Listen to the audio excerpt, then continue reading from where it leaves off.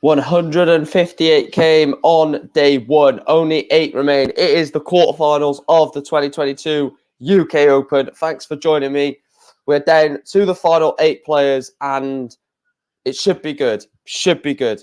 We've got a couple of expected quarterfinals in here, a couple of players that were not expected to get to this point. So hopefully we managed to get at least one of the unexpected players through, either Keane Barry or Sebastian Bialacki. I want one of them to get through to the semi-finals. That would just be life-changing for one of them.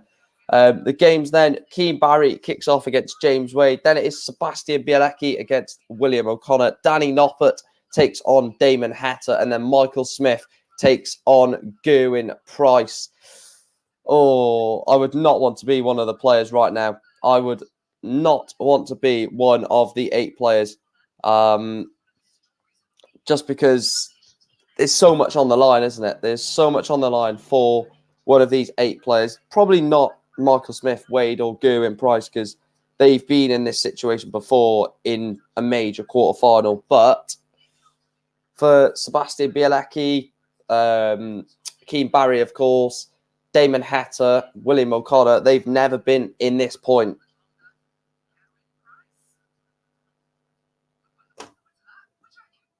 Let me see what time the first game is scheduled to get underway. The support on yesterday's watch along was absolutely fantastic. So if we can show the same support on this one, I'll be insane as well. The first game is scheduled to start at 1 p.m.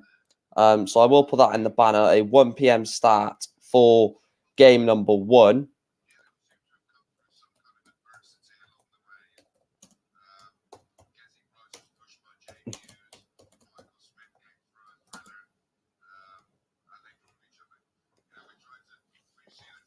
So it is a 1 p.m. scheduled start for the first quarterfinal. My predictions, I'm going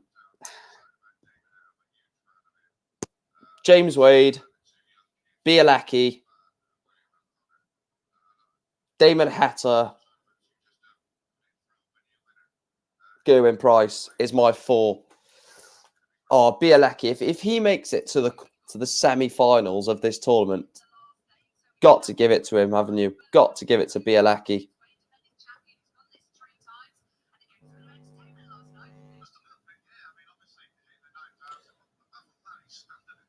If you are new to the channel as well, please make sure to hit the like button, subscribe. It does massively help. Does help the channel. Just showing the James Wade 9 data from last night. Can't believe James Wade and Michael Smith both hit 9 datas. That was special, wasn't it?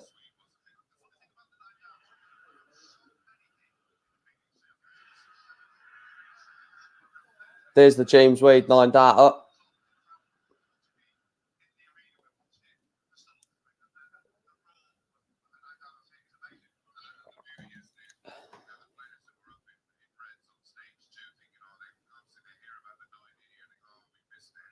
Hi, mate. Hope you're well. Yes, not bad, mate. Not bad at all. A bit tired, actually, to be fair. But apart from that, I'm all good. Chris says, my quarterfinal UK Open predictions. Keane Barry, 7. James Wade, 10. Sebastian Bialacki, 7. William O'Connor, 10. Danny Noppert, 5. Damon Hatter, 10. Michael Smith, 5. Gerwyn Price, 10. The only one I've changed, well, not in terms of score, but in terms of the person that I've got through, I'm putting Wade through, Bialacki through, Hatter through, and Price through. I think Bialacki's going to do it. I really think he's going to do it. On the main stage for the first time in the tournament, he's the massive, massive underdog in this game by a country mile. I just think he's going to do it. I think he's going to prevail.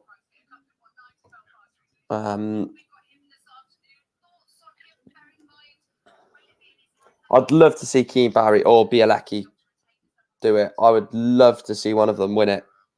Can you imagine what that would do for professional darts?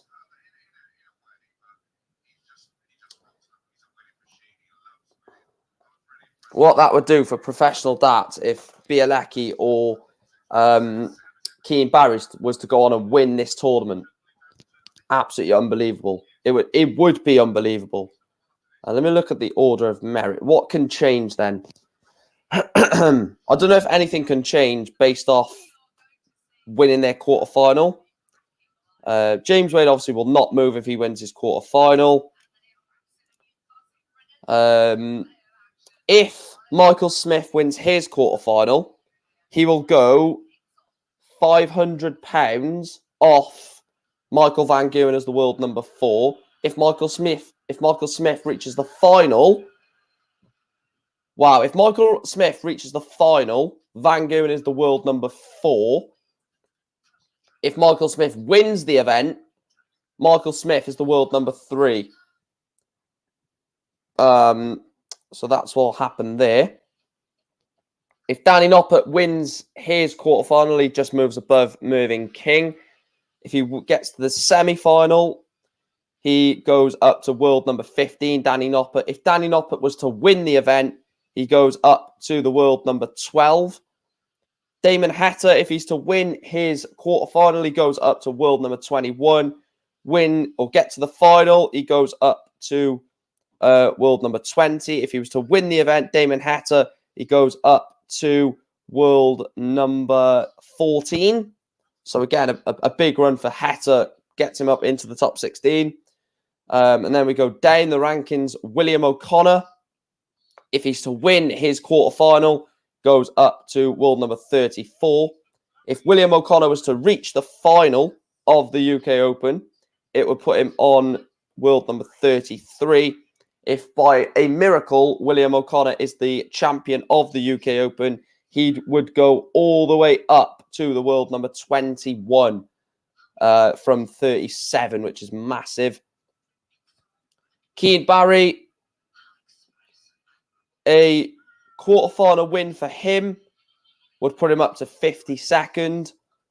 A place in the final would put Keane Barry up to 42nd in the world. And if Keane Barry was to miraculously win the UK Open, it would put him up to world number 33. And then the last one, Sebastian Bialacki. This is some story, isn't it? A win in the quarterfinal puts him up to world number 76. Getting to the final puts him on to world number 69. And if Sebastian Bialacki was to win the tournament, he would go to the world number 41st in the world rankings. Mental, that is. Absolutely mental.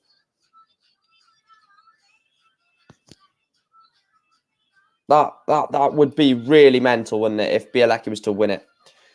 James Wade, most underrated and disrespected darts player ever in darts history. People who say he's boring, etc., clearly don't know darts. If you want entertainment, go to a cinema, you morons.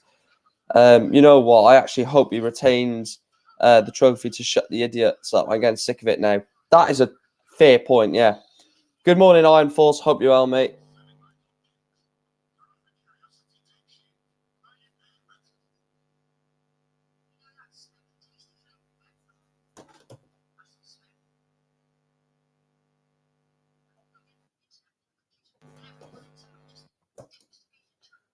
Yeah, so that actually would be mental if Sebastian Bialacki or Keane Barry is to win the event.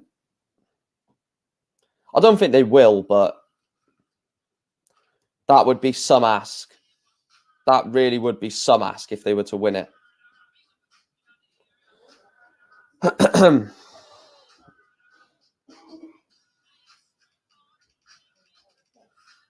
Of course, all 6, except for maybe Wade, were thrilled to see Bully Boy and Gerwin drawn against each other. Winner should throw the last double of the tournament.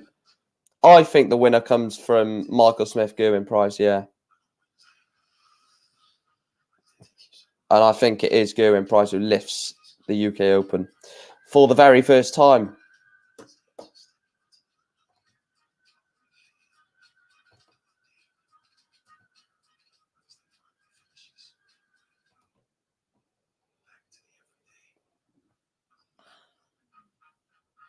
I do think he does win it, Gazzy. And that's no bias, of course. I think he gets past Michael Smith. I think whoever he gets in the semi-final, I think he wins. Unless it's James Wade, maybe James Wade could cause an upset. That would be mental, wouldn't it? Bialacki shouldn't be in the Premier League if he does the impossible and wins the UK Open because Nicholson didn't get in the Premier League for winning Players' Championship. I know that's brutal, but I am brutal. To be fair, Chris, the UK Open is better than the Players' Championship finals, though, isn't it?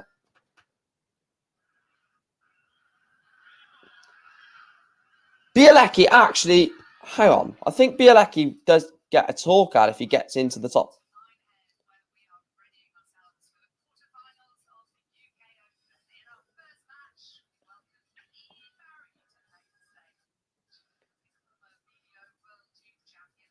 Yeah, if Bialacki was to win the event, he would get a tour card, surely. Would you agree with me? Well, no, he will have a tour card if he goes into the top 64. Wow, Keane Barry and Bialacki in a quarterfinal. Well, I'd say 6 of the quarterfinalists were unexpected. Not 6, 5, sorry, 5.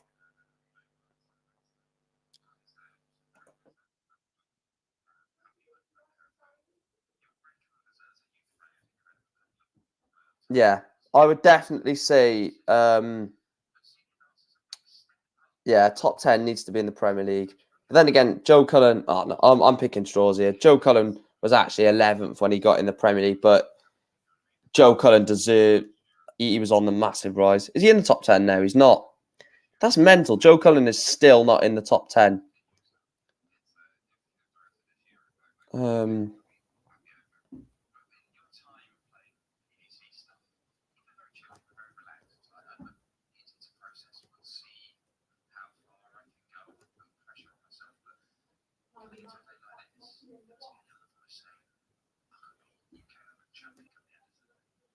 I don't think they should be putting massive pressure on Bialacki and Keane Barry, though. They've just got to play it by ear, see what happens. If they get into the semi-finals, see what the draw throws up. Can you imagine a Keane Barry Sebastian Bialacki final in the UK Open?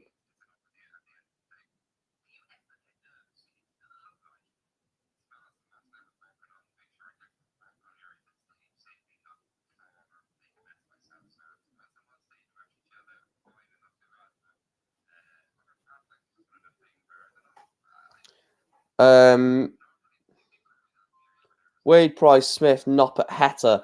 I wouldn't even look if you looked at the tournament pre-tournament, I would say I would have expected to see Wade, if not thereabouts, in the quarters. Price and Smith, I'd have expected to probably see them two in the quarters, or if not the last 16 at least.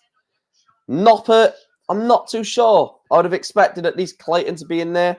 Would have expected Van Goghen to be in there. Maybe Gary Hansen, Ryan Searle, Dimitri. So I'm going to say no for Noppert, and maybe even no for Heta as well. Especially when I saw him drawing against Van Goghen, I thought, right, that's it. Van Goghens in fantastic form now. Heta's going to lose, but he's had a decent run.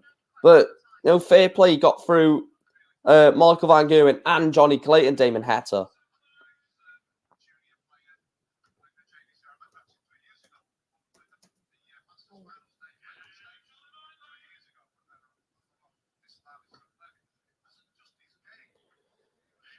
Keane Barry will have the darts in this quarterfinal as well. Let me have a look at the head-to-head. They've never played each other. Keane Barry, James Wade has never played each other. So Keane Barry's route to the quarterfinal then is 6-2 win over David Evans, 6-2 win over Jeffrey Desvan, 10-7 win over Graham Hall, 10-9 win over Keane Barry, and a 10-5 win over Ricky Evans. James Wade's route to the quarterfinal then was a 10-6 win over Steve Lennon, a 10-3 win over Ron Muhlenkamp, and a 10-8 win over Boris Kirchmar. So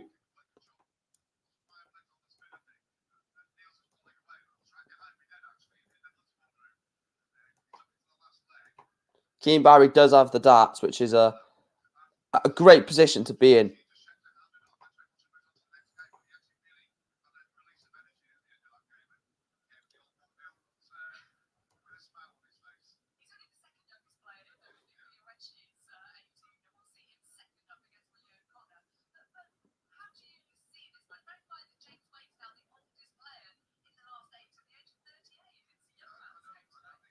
Wow. The oldest player in the quarterfinals is 38 years of age. That's the oldest player. The youngest is, of course, 18. Sebastian Bialacki. That's mental. That's absolutely mental. From the last two Premier Leagues, they've basically turned the Masters into the top 32, less top 4, top 24, the Masters is.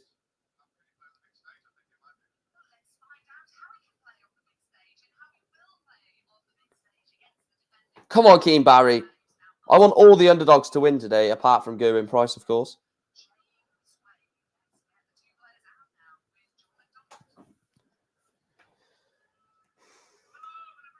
This should be an interesting game. My head.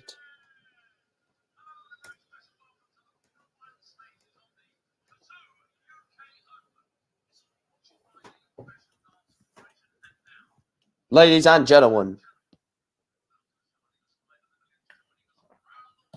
Keane Barry, what a moment this is for the young man. Oh, I didn't mean to do that.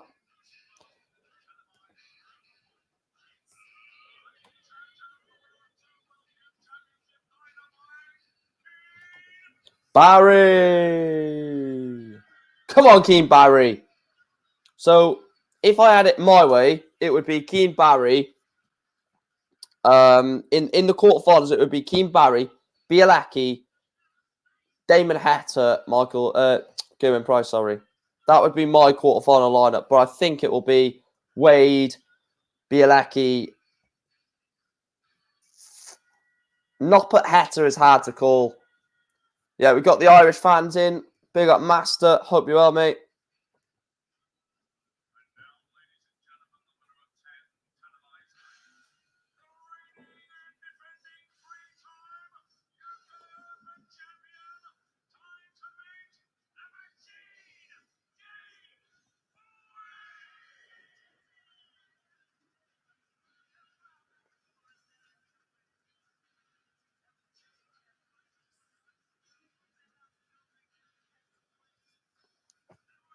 Yeah, a lot of tournaments is to do with like the top 32, and a lot of conversation is to do with the top 32, isn't it? Very rarely you get like top 24 and stuff. Back in town, the boys are back in town, the boys are back in town. If you are new to the channel, guys, please do make sure to hit the like button, hit the subscribe button as well. It does massively help the channel.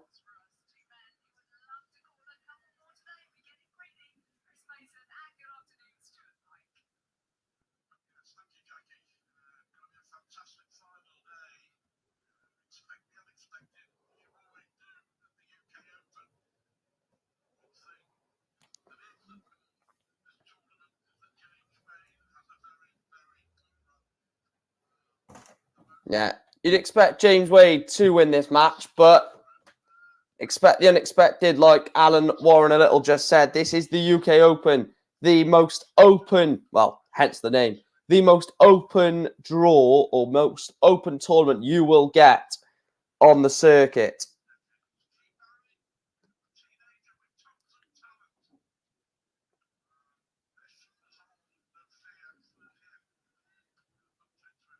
I just don't want him to crumble, Keane Barry. I want him to play to a good level that I know he can play to. I really don't want him to crumble against James Wade. It could easily happen, don't get me wrong, but I think he's got this. Not in terms of the match, but I think he's got the...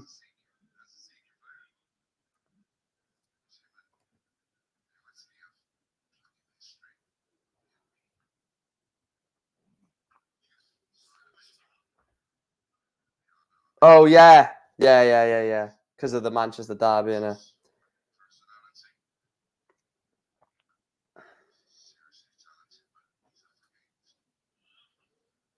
Only a turn from Wadey. His darts lie so nice. A turn for Keane. This is on his throw as well, so you kind of want him to... Oh, this is great from... It was so good from Wade then. First treble 20, then nothing.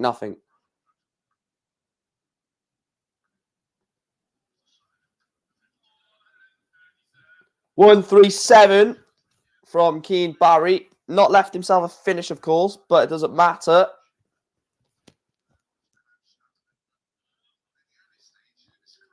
So James Wade's not left to finish. He's on 201. So if Keane can leave something decent here. 99 for Keane Barry. Leaves 144.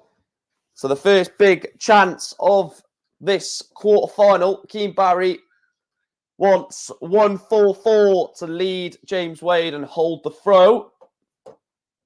James sat on 101. Can't do it now. So James Wade will want 101 to break Keane Barry.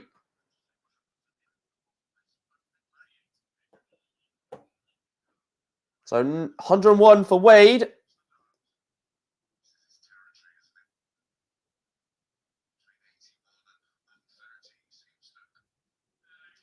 So 96 for Keane Barry. A big throw this.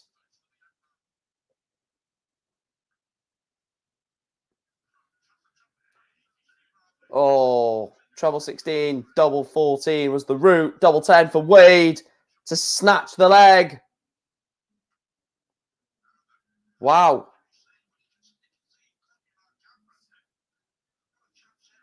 And he's missed more darts, James Wade. Double 7 for Keane Barry, and it goes. Keane Barry hold a throw from Dynamite. He leads James Wade by 1-0. It's a long way to go. He's only 9 more away from the semi-finals. I'm not getting ahead of myself, but...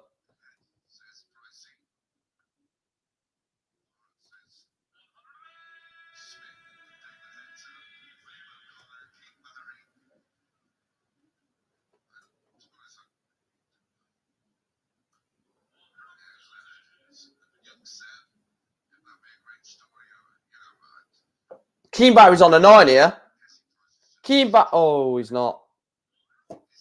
140 though. So he's left 181 after 6, Keane Barry.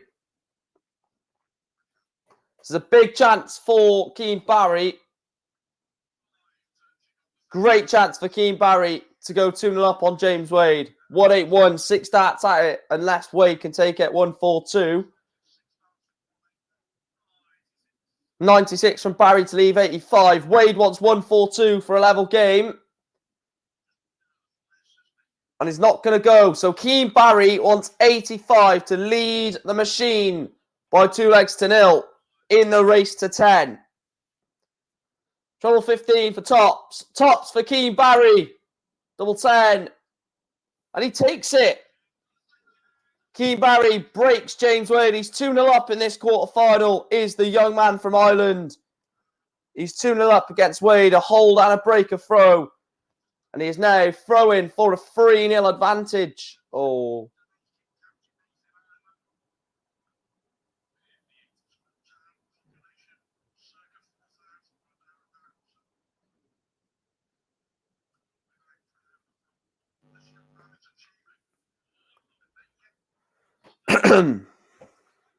This could really be a great game.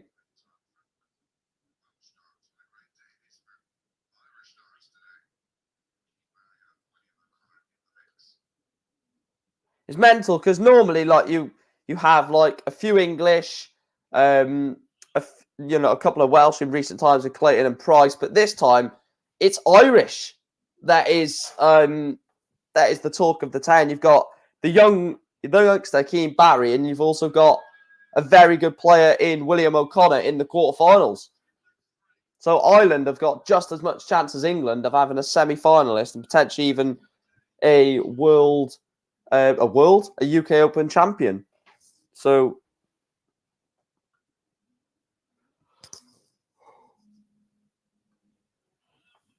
Only a ton for Keane Barry to leave 120.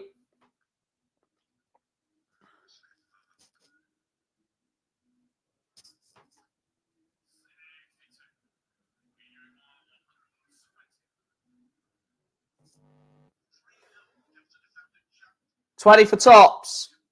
Tops for Keane Barry. Keane Barry is 3-0 up on James Wade.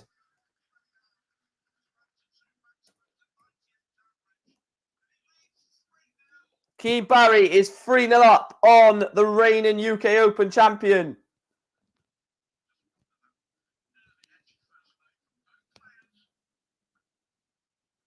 He doesn't look like stopping. It's a great ton as well.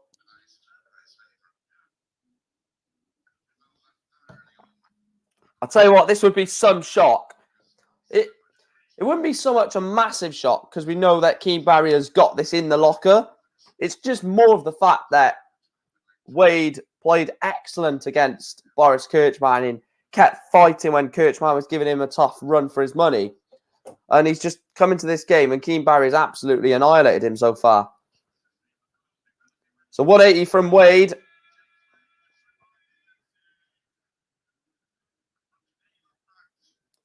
It looks like he will be on for a hold of throw here, James Wade, for 3-1. He's left 161, Keane Barry, but I mean, if he takes this, Keane Barry, you deserve to be winning this game by 4-0. So 161 for Keane Barry. No, miles away.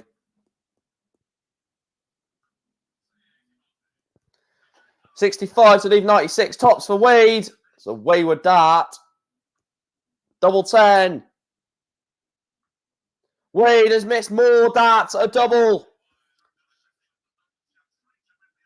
Barry wants 96 for a 4-0 lead. Unlucky. Double 5. And James Wade finally gets a leg in the quarterfinal.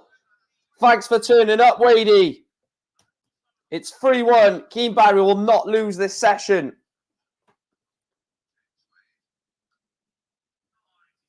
Keane Barry will not lose this session. He will at least go into it 3-2 up, maybe even 4-1 up. A great, great moment for Keane Barry.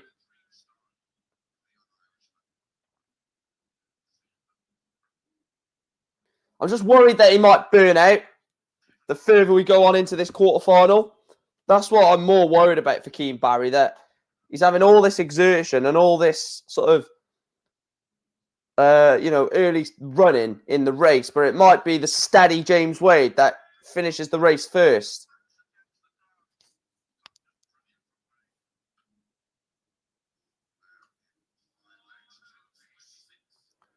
$126 to leave 145. So Keane Barry's on a finish. He's on the 145.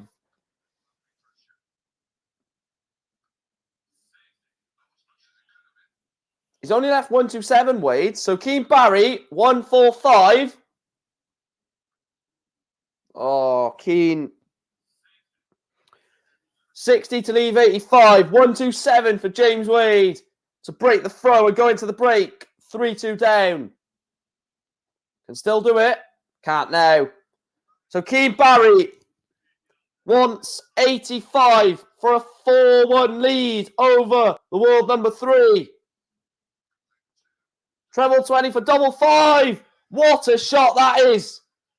Keane Barry is 4-1 up on James Wade.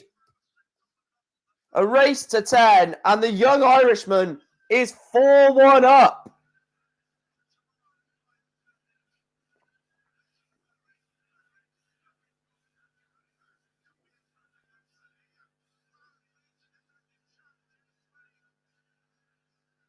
$4-1.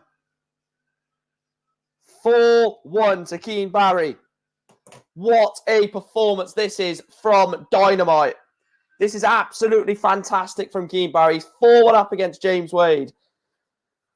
4-1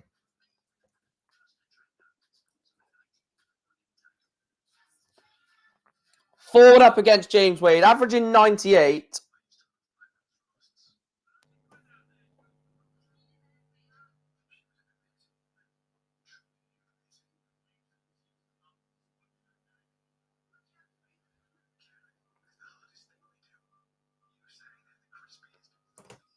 98 average from Keane Barry, and he's 4-1 up against James Wade. This is ridiculous. I generally didn't think this was going to happen.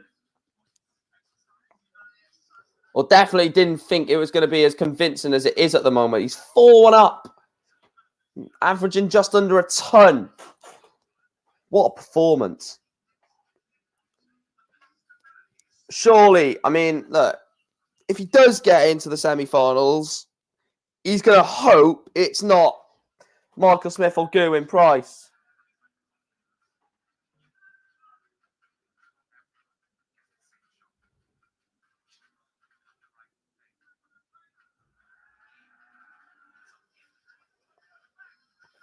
If you are new to the channel as well, guys, hit the like button and hit the subscribe button. It does massively help the channel. We will be live again at 7 o'clock for the semi-finals and the final of the UK Open.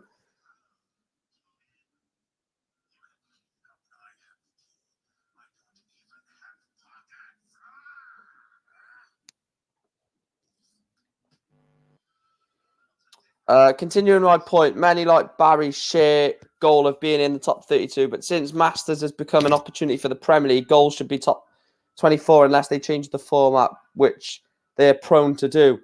I can see the I can see the Masters being top 32, mate. I really can. In the next couple of years, I can see it being that.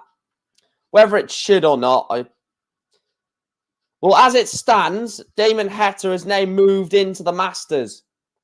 So Damon Heta will be in the Masters now from this run for the UK Open. If the season was to end now.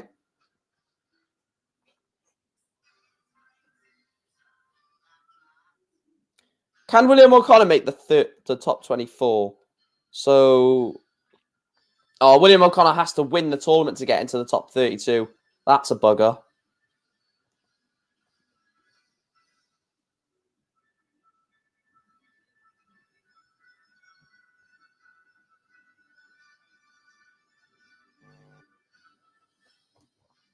That's unlucky. I was hoping maybe William O'Connor could find himself in the Masters potentially. It's mental now, isn't it? That getting in the top 32 basically means, well, it means a lot monumentally, but getting in the 24 is bigger now. Whether I agree with that or not is irrelevant. That's what it is.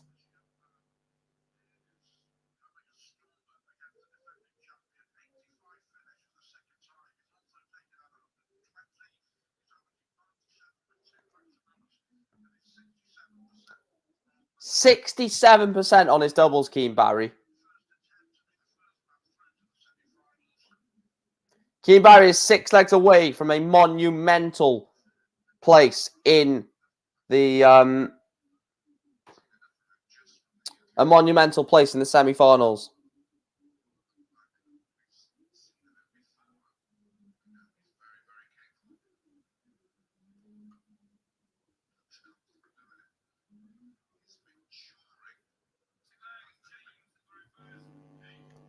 So James to throw first in leg number 6.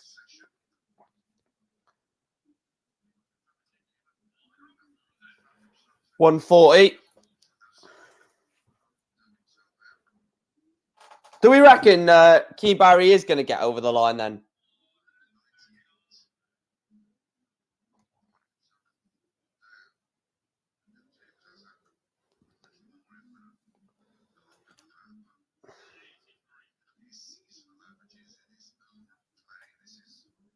We're 57 subscribers away, guys, from 2.5k.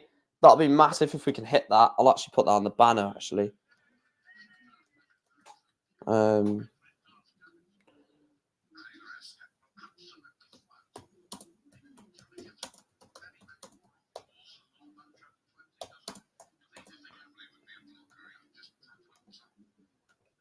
So make sure to hit the subscribe button and the like button as well. Both are massively appreciated. We are going to aim for 20 likes on this stream.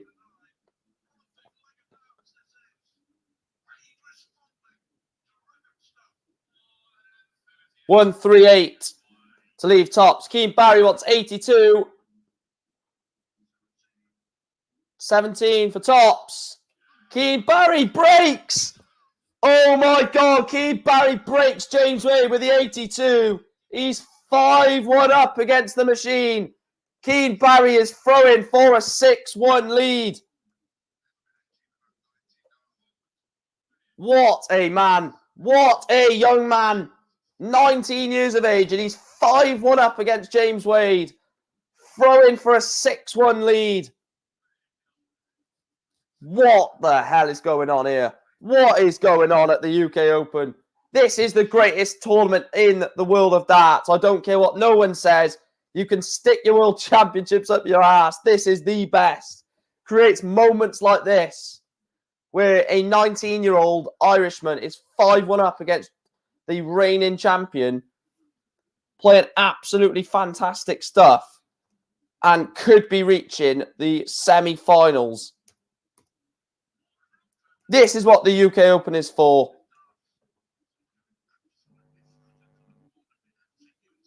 This is what the UK Open is for, people.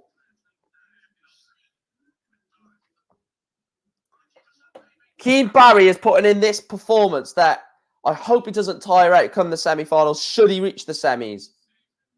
Because he's not there yet. He's not there yet. But he's 5-1 up.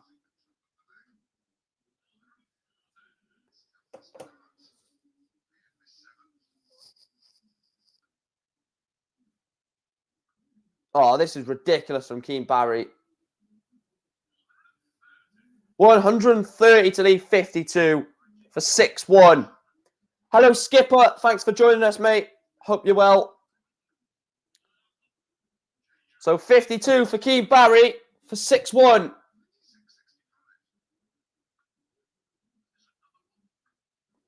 Double 8. Keane Barry is 6-1 up on James Wade. 6-1 to Keane Barry.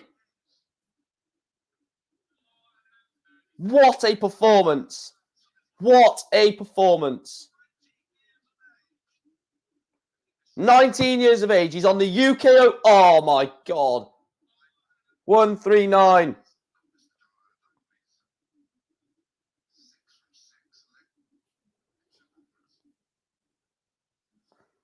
Yeah, I'm shocked by... I think what I'm about to explain is basically how you're feeling, Chris. I'm shocked by the scoreline, not by the result. If Barry does win this game, which, I mean, he's looking like he's going to, I won't be shocked that he's beat James Wade. I'll just be shocked in the manner in which this is happening. He's 6-1 up on Wade.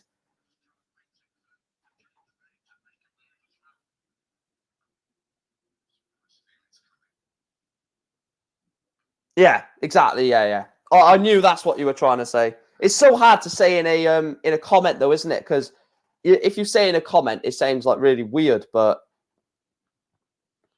then again, I do see Wade. I do see Wade coming into this, though. I don't think he wins at like 10-1, 10-2. I think Wade does get a few legs and makes it a bit nervy for Barry. Yes, Reese, mate. Hope you're well as well, Reese. Double 13, James Wade does get a leg back at 6-2. I was expecting that, to be fair. I'm not expecting Keane Barry to go the entire game without being put under a lot of pressure by Wade. I do still think Wade gets a few more legs as well. Like this point in the match, I expect Keane Barry to get through. I'm probably going to say like 10. Oh, why is that?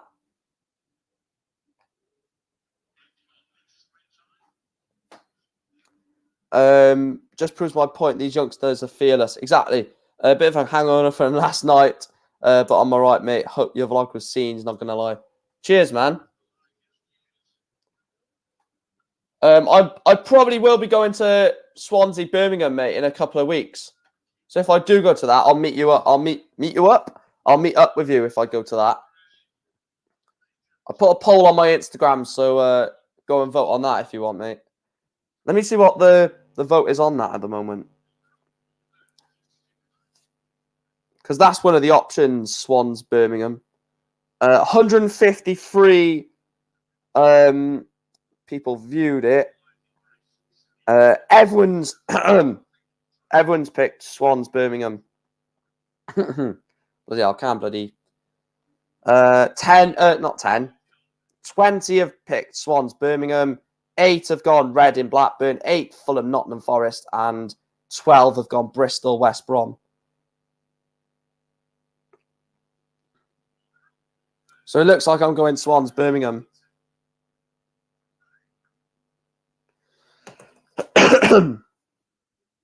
It's refreshing to see unexpected players reach latter stages of this tournament, any tournament, actually. Well, this one more so because it is 7-2 as well. Keane Barry's just taken leg number 9. This is a massive leg of this match now. This is a huge leg. 10th leg. We will be going to a break after this. Which way is it going to go? Is it going to go with Keane Barry being 2 away, throwing for a 9-2 lead when we come back, or James Wade 7-3 down, and Keane Barry will be throwing for 8-3, and then that's when it gets interesting. Basically, are we going to see Keane Barry continue this, or are we going to see James Wade prove why he is the world number 3 and the reigning UK Open champion? 100 from Wade. I mean, a big shot from Keane. Oh, God. He just doesn't know how to not hit at least one treble 20 of his it. 98. Advantage Wade in this leg. You think Wade should close this out for 7-3, I think. I mean, only an 81, so it's not a gimme. 2-2-1 to leave something decent. 140. And he's left 82. So this 120 has to go for Wade. Has to get the...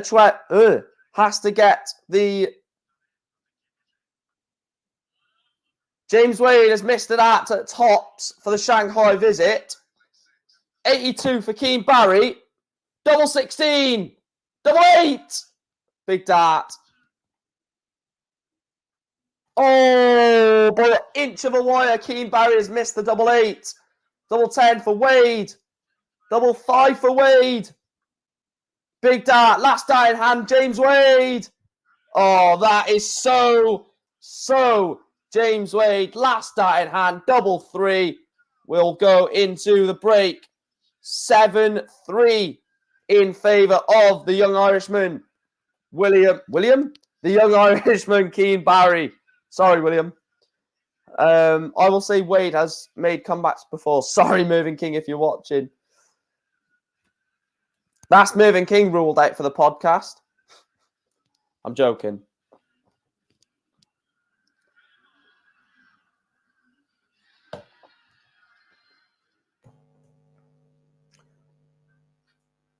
Let me have a look at the vlog.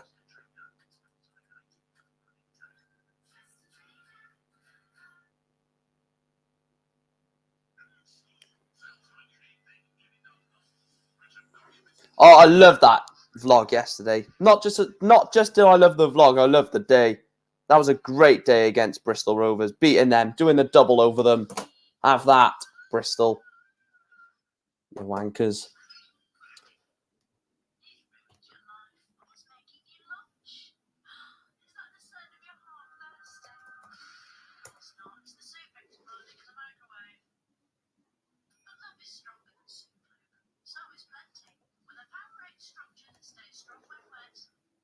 What the bloody hell's that smell downstairs? Someone's burning something.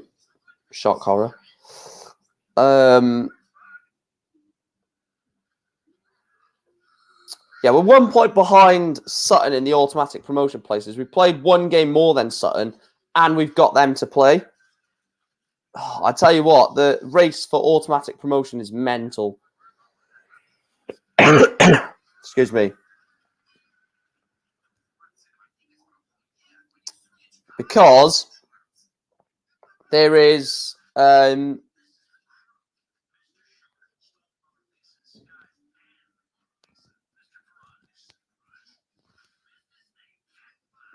there's six teams separated by 3 points.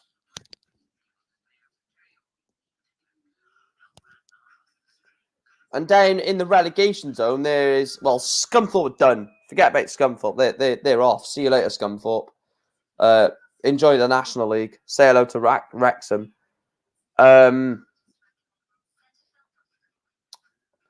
Oldham on 31, Barrow on 33, Stevenage on 34, Leyton Orient on 35, Colchester on 36, Carlisle on 37. So 7 for Rochdale. So 7 points separate 17th from 23rd.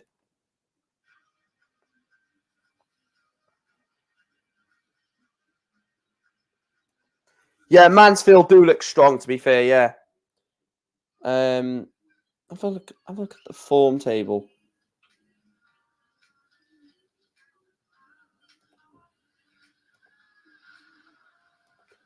I want to see what they've predicted. The predicted final table. I can't believe the predicted table they've got us to finish outside the playoffs on goal difference. And the predicted table has Carlisle to stay up by 5 points.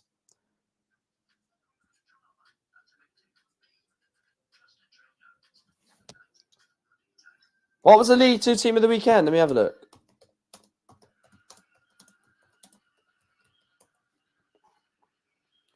Let's have a look. Please tell me that I'm trying to search it.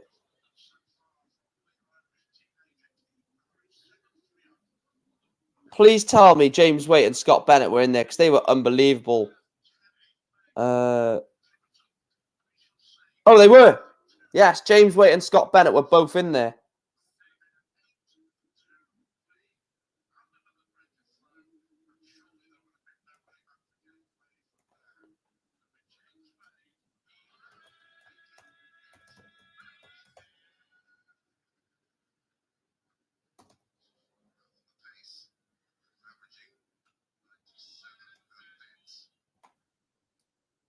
Right, why is this taking ages to try and... I'm just trying to retweet something in a minute. 2 seconds, guys.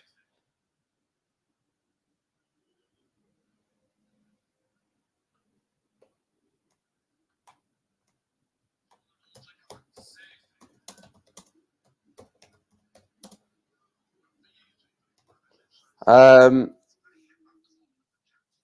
I'm glad they're both in there. They were excellent. I've just tweeted it. I've just retweeted it as well.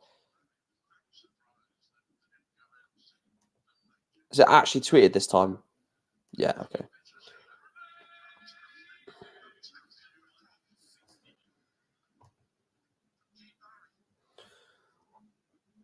Morgan Feeney should have got in there for his solid defensive performance and yesterday versus Oldham, not just the winner. So 67 for Keane Barry for 8-3. Oh, he's missed double 16. James Wade. Oh, this is just so James Wade, isn't it? So James Wade.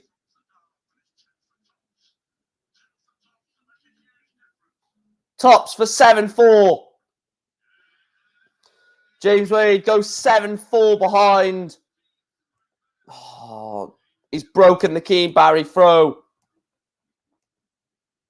Oh, this is so annoying because Wade just does this consistently. So irritating. If I ever make it on tour, I swear to God, if you draw me against James Wade, I'm not turning it up.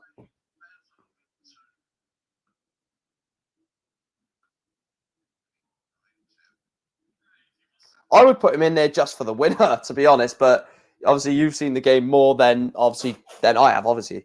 But I actually would just do it just for the winner. But you can't do that. But obviously, you said that he was defensively solid as well.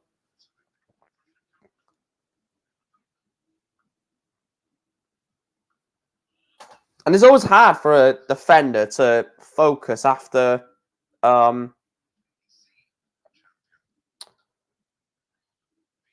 it's always hard to focus, on a game when you go 1-0 down as a defender, because you could either leak more goals from that, or you've got to stay defensively solid, like you said he was, to not concede anymore. And he's not going to take out the 1-4-3. Keane Barry is on 220. So all Keane Barry can do is leave something handy in case Wade doesn't take out 52. Now, we're asking James Wade not to take out 52 is quite a hard ask. And 180 leaves tops. He might not even get a dart at tops, Keane Barry, to be fair. 12 for tops for Wade. Double 10 for Wade. Big dart. James Wade misses a dart at tops and double 10. Keane Barry tops. Keane Barry breaks. Keane Barry breaks the James Wade throw. He's 8-4 up on the world number 3. That is some bottle. James Wade has just missed a dart at double 10 to make it 7-5.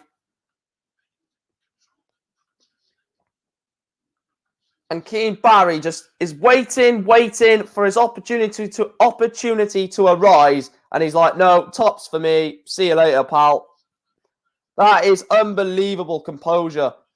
Ridiculous composure from Keane Barry to just wait for James Wade to miss. He just knew James Wade could miss. And he's there to pounce. Fantastic from Keane Barry. What a young man. What a lot of potential he's got as well. Only 39 from James Wade. So 6 darts at 265 for Keane Barry. Oh, I thought he was going to leave something a lot better there. Hello, Kurt Schlein. Hope you're well, mate. So 140. He's on 222. 6 darts at 170 for Barry. Is he going to go ball? Oh, he's not even going to have the chance to go ball now. 105 to leave 65. In terms of the score, there's nothing James Wade can do apart from put pressure on this 65 with a 140. So 65 for 9-4. There's the 25. Tops! Keane Barry is 1 away from a UK Open semi-final. He's 9-4 up on the machine. He is 1 leg away.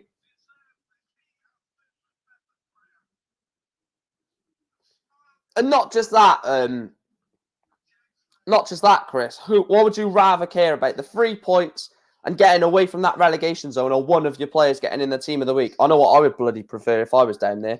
I'd say, fuck your team of the week. I'd rather have 3 points in the league to try and stay in this division.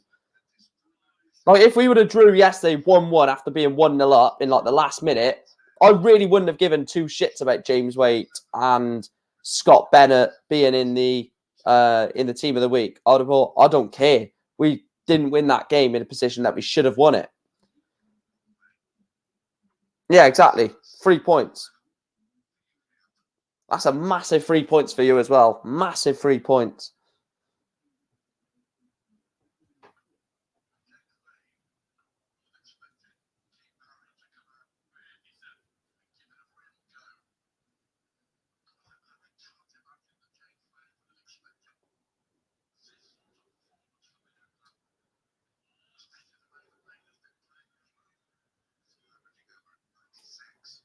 So potentially 6 darts at 244 here.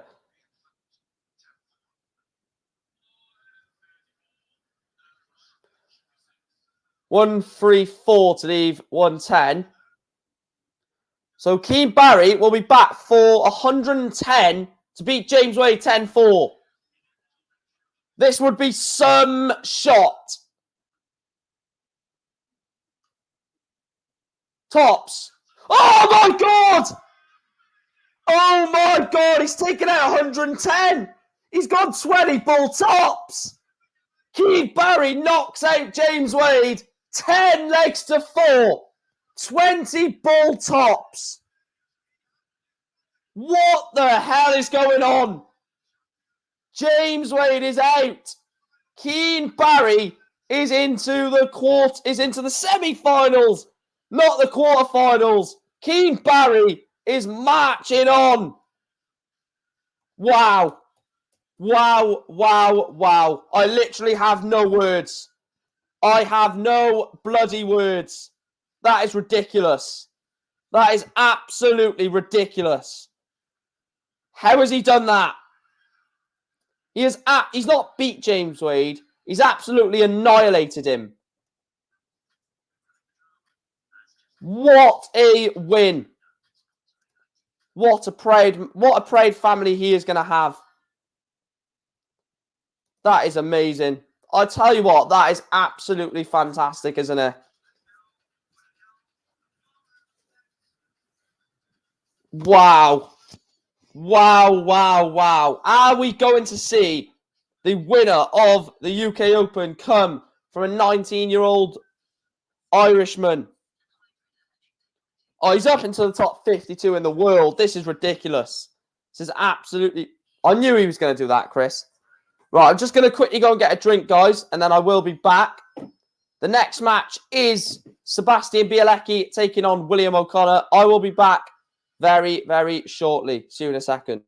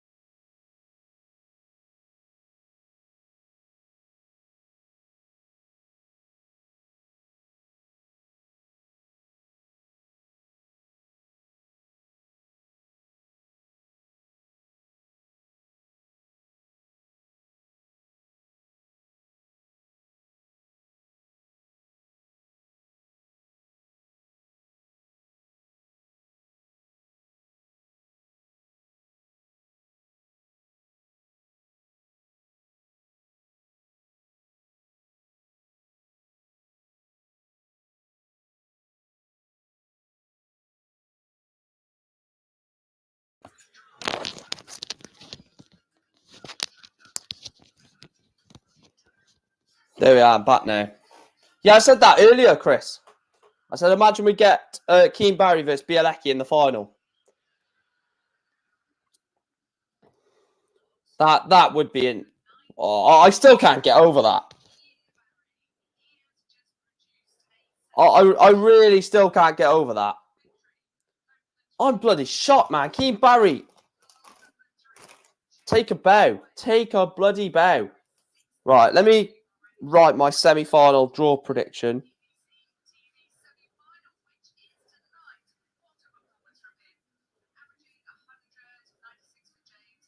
I won't do the prediction until everyone is through, though.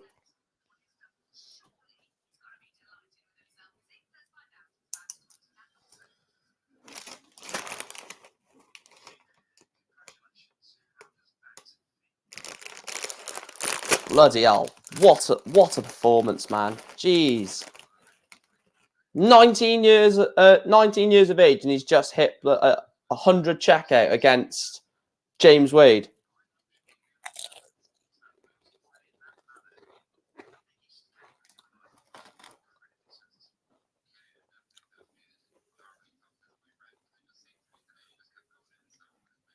If Price gets Barry or Bialacki in the final, God, the reception for Price is going to be hostile. I think that'll be the case for anyone who he plays in the final, to be fair. Because anyone Price plays in the final now is going to be a shock, isn't it?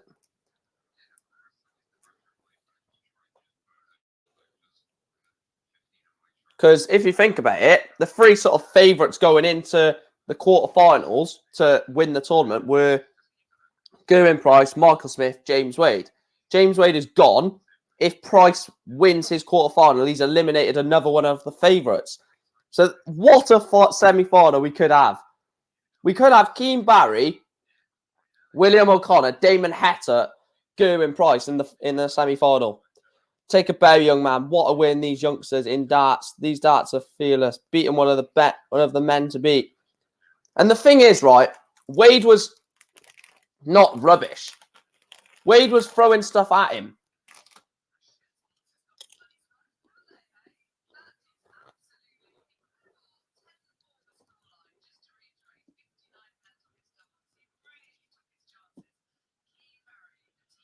What a man. What a performance.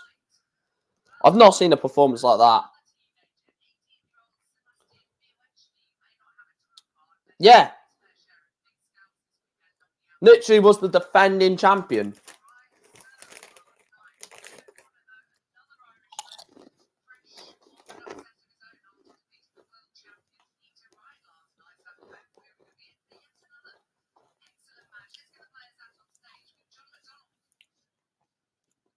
A crazy fact, right?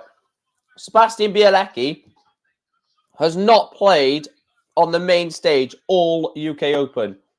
His first game on the main stage is in a quarterfinal. Let that sink in. That is probably one of the most mental stats of the entire tournament.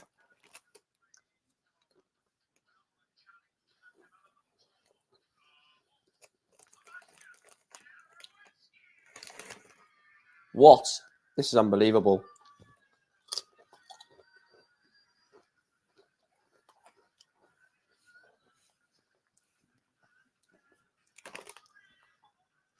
I still think Price beats anyone in the final.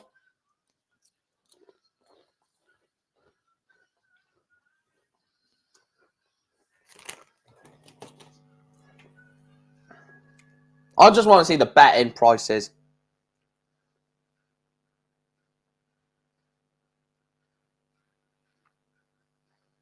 Let's have a look at the betting prices for one of them to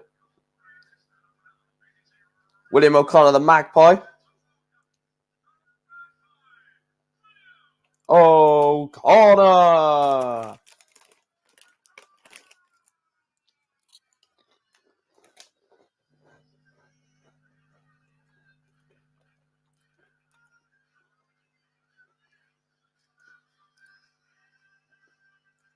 Baby.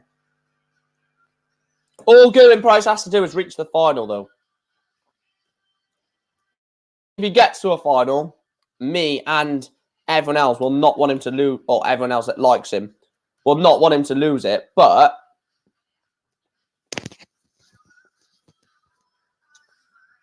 I don't know.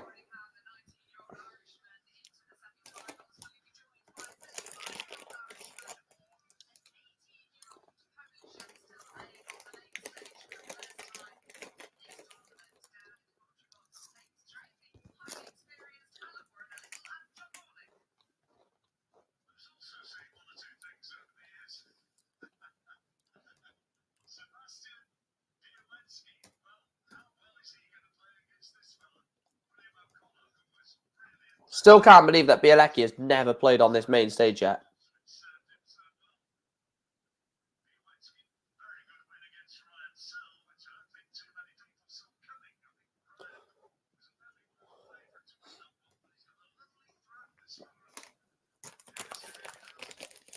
Yeah. I don't know who I think is going to win this. It's part of me saying Bialacki's going to win it and shock us.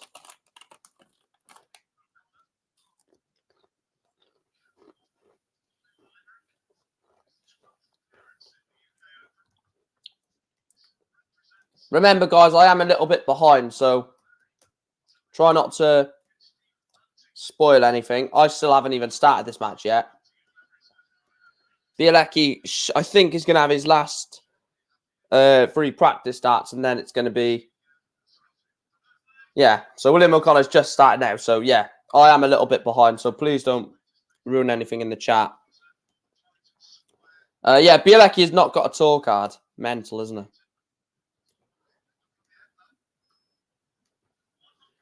Only a ton from O'Connor. I say only a ton. Steady as hell, isn't it?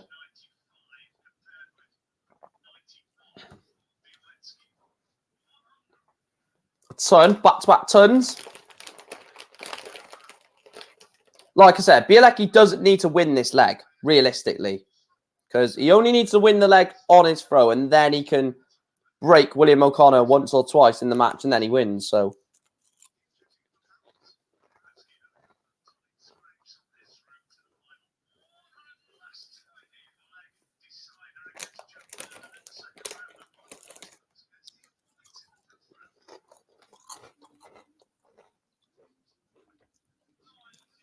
Right, let me move this closer.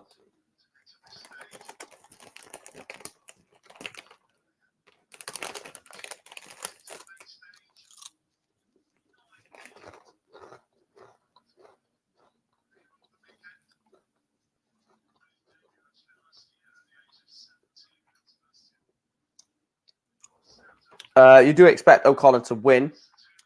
You think this will finish 10-8 O'Connor?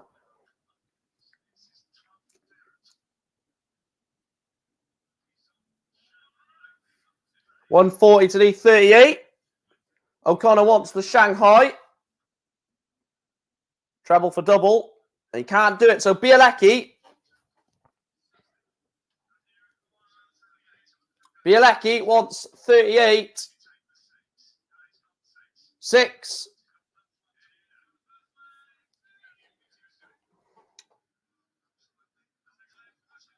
Bialacki breaks William O'Connor. He leads 1-0.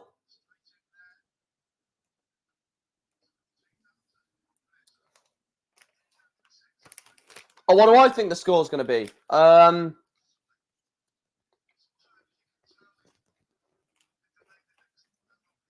you know what? Just because of that last match, I'm going to have to do it. 10-7. And I did say Bialacki was going to beat William O'Connor at the start of the stream. 10-6 to Bialacki. I think he wins this 10-6. I actually think he beats him. It's weird seeing Butlins, like, obviously on the TV for a darts tournament, knowing that I've been there several times. Not for darts, but in general.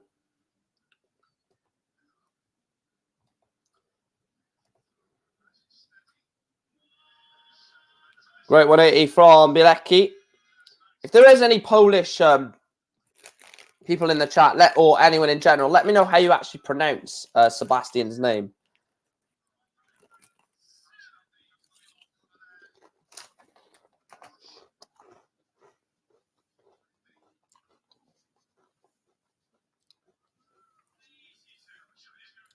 He left 96. So William O'Connor needs to take this, to be fair.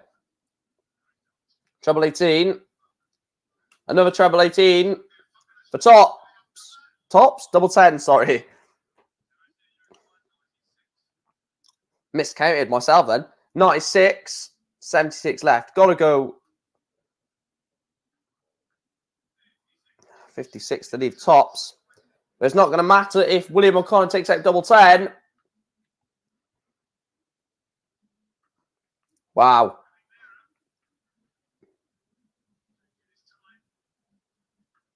Oh, William O'Connor misses 3 at double 10. Tops for Bialacki for 2-0. Double 10. William O'Connor missed 3 darts at double 10. Sebastian Bialacki misses 0 first dart. 2-0 to the young Polishman.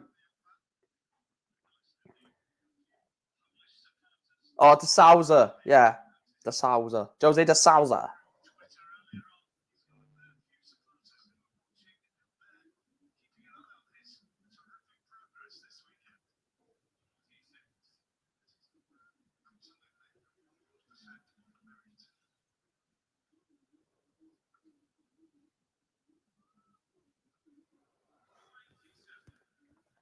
$97. If he does get through, I'm gonna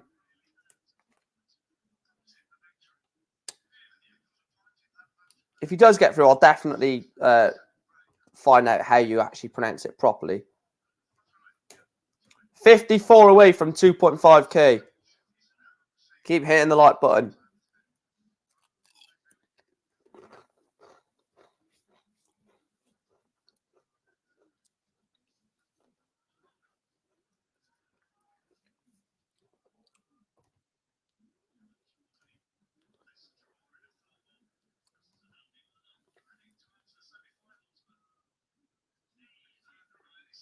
$83. He's left 181. So if Bialacki can hit, go on, young man. Go on, young man. What a 180 from Sebastian Bialacki to leave 117.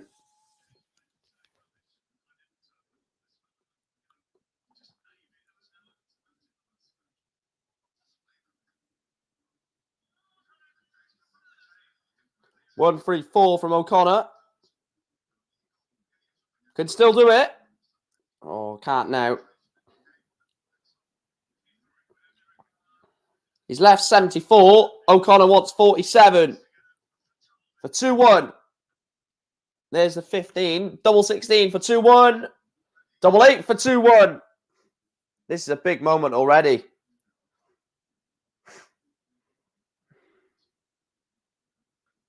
It's a great dart from O'Connor. It's a great dart from William O'Connor. 2-1.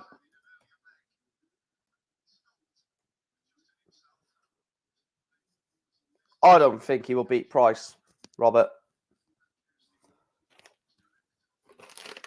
Price knows that he's 2 wins away from staying as the world #1, so.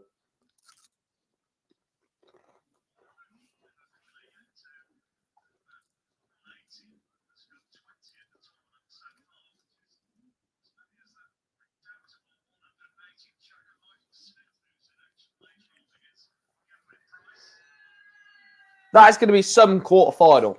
Michael Smith, Gerwin Price.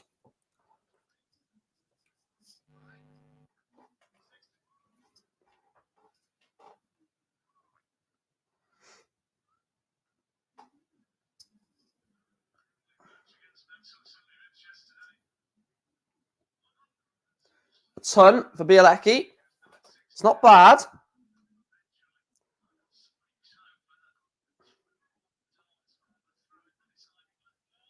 It's a great 140 from William O'Connor. So Bialacki needs to hit something big here to leave a finish.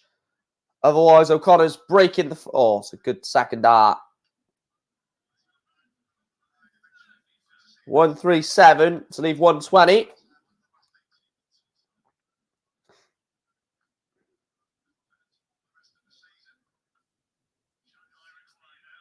So 124, Bialacki.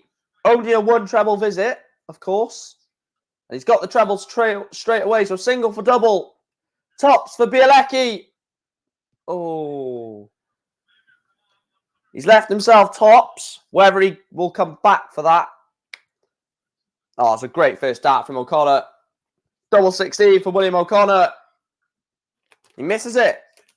So we will be back for tops. Tops for 3-1.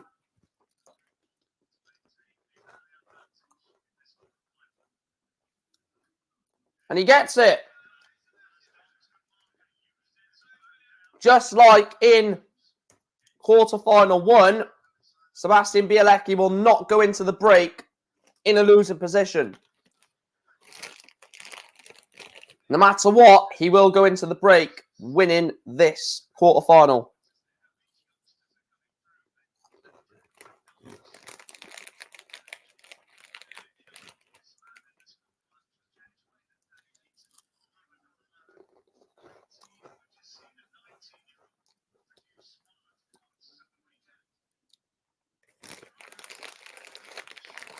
Imagine Keane Barry wins a tournament.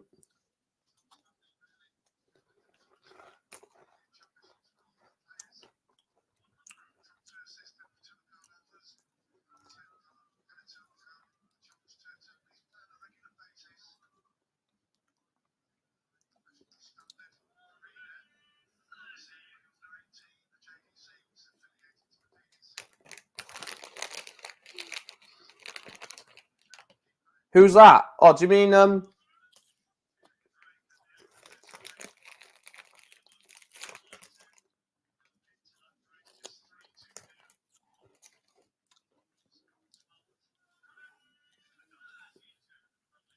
1-3-2 to leave double 16? Hello, Ezco, mate. Welcome back. 1-2-7 to leave 75. He gets it. William O'Connor goes into the break. 3-2 down, but it's a bit of promising signs from O'Connor to get back into the quarterfinal. We'll mute that. We'll mute it on the adverts. All right, Doug's tweet. Let me have a look.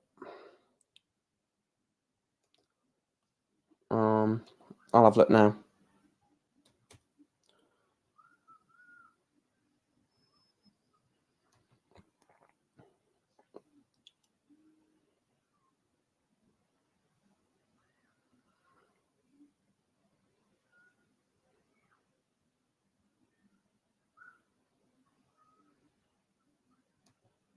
Right, I'm just having a look now.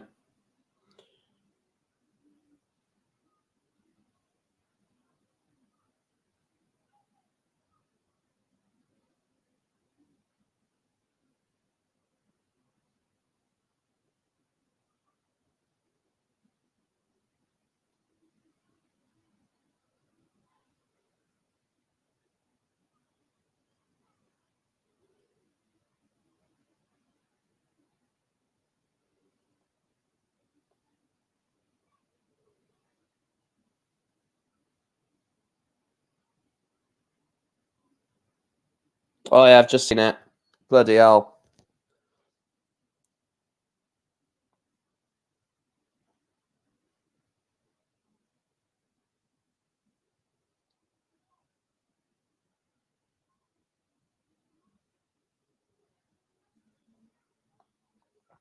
There was actually some Liverpool fans. I've just seen your tweet, and I wanted to say it because I seen it earlier. There's actually some Liverpool fans that don't want Man United to win because it's Man United. Are they stupid? Well, obviously, half of the Liverpool fans are stupid. Obviously, apart from the fair few that are some good mates of mine. So of course they're stupid.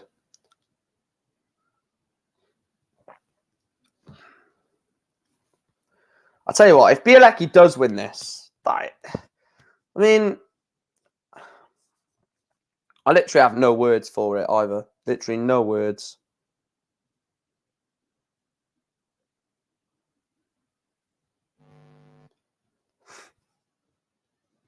Let me have a look at the... Glenn Durrant is projected to end the season 55th in the world. Ouch.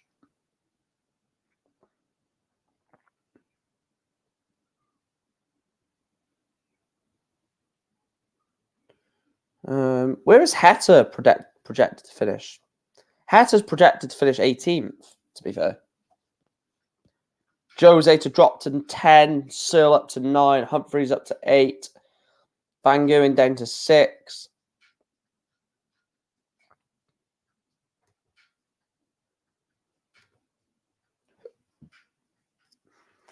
Imagine if it's a teenager final. Yeah, Teenage Mutant Ninja Turtles. I don't even know why I said that. Just why not, I know.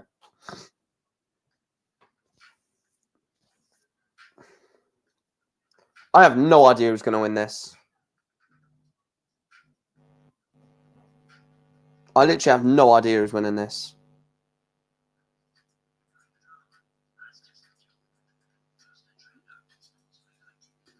I forgot to put it in my little spreadsheet. A 10-4 win for Keane Barry in the quarterfinal, of course.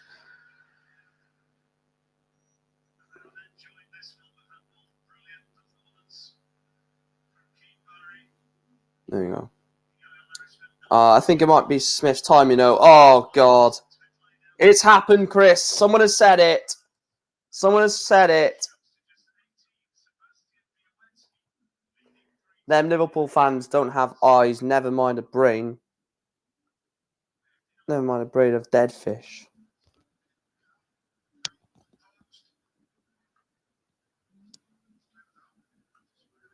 Oh, dear. Yeah, oh, dear, exactly. Someone has called Michael Smith to win it.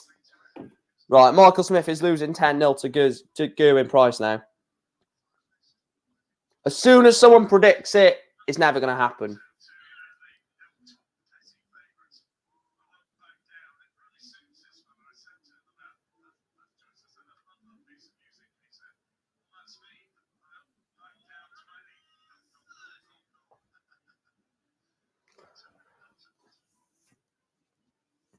I would love him to win it, Michael Smith, but he's not going to. Bloody hell, it's sunny in Newport. What's this all about?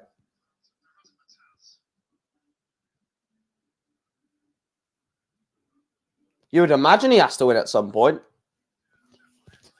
I want Smith to win something for once in his life, as he's too good, but he's bridesmaid. Yeah, I hate him getting compared with like Terry Jenkins and can't think Dave Chisnell, for example.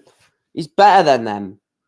He's got way more ability than Chisnell, 1,000,000%, and definitely Terry Jenkins in his day, Michael Smith in his day. Well, Michael Smith now compared to Terry Jenkins in his day would roll over him. Double nine for Bialacki. And he gets it. 4-2. So the Polish Sebastian Bialacki.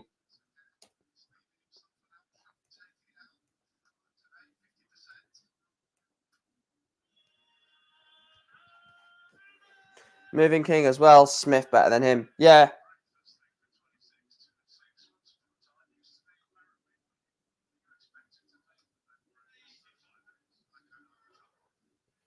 I think I said this yesterday or the day before.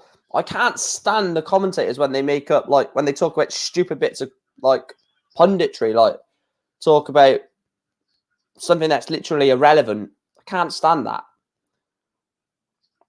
You're there to sort of commentate on the darts, not to commentate on everything else. I'm going to make a poll for the third quarter final, I think.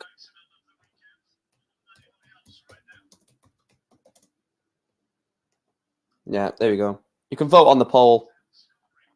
Quarterfinal 3, Danny Noppert, Damon Heta.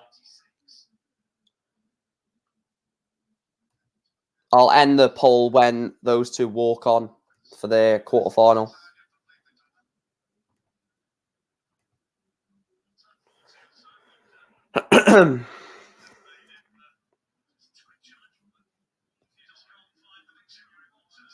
He's left 167. William O'Connor, double 16, 4-4-3. Bialacki is on a finish. Yes, it's the 167, but he's still on a finish. Wow.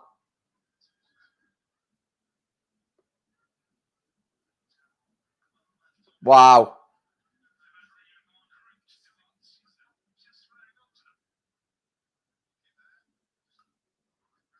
What a shot. What a shot. The ball for the 167. Oh! Sebastian Bialacki misses the ball for the 167. Double 16 again. 4 missed darts at it.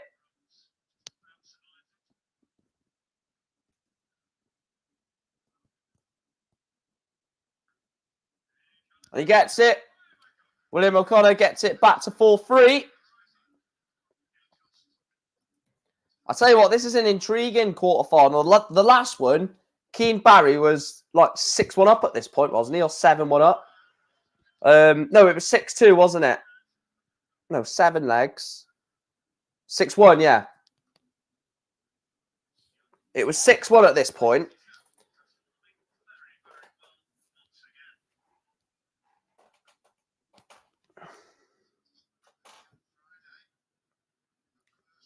I think I'm going to have to bin off Carlisle away, annoyingly.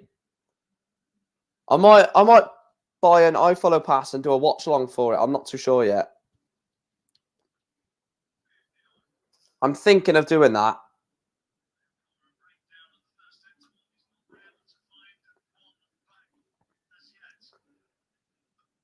That's what I might start doing. I might do a watch along for every game that I can't attend going forward from next season, but I might do one for the Carlisle game. 93 from O'Connor. 127 for Bialacki.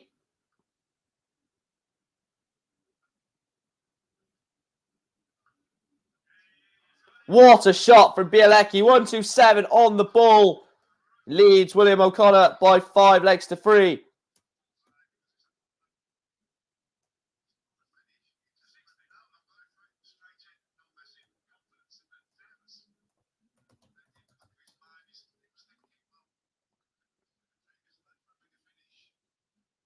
Arsenal drawing with Watford. Have that, Arsenal.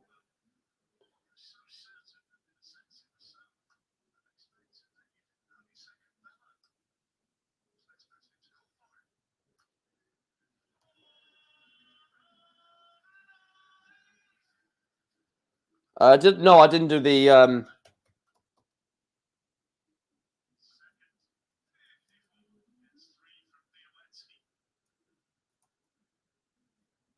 I didn't do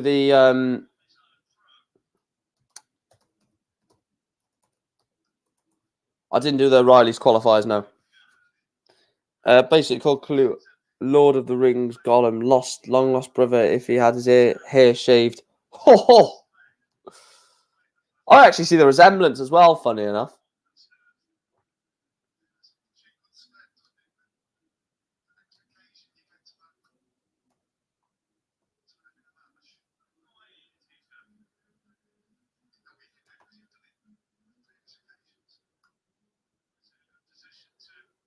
This is a great result for Man United because if Arsenal draw, we're a point above them, and if we beat Man City, we go 4 points above them. Double 6 for O'Connor.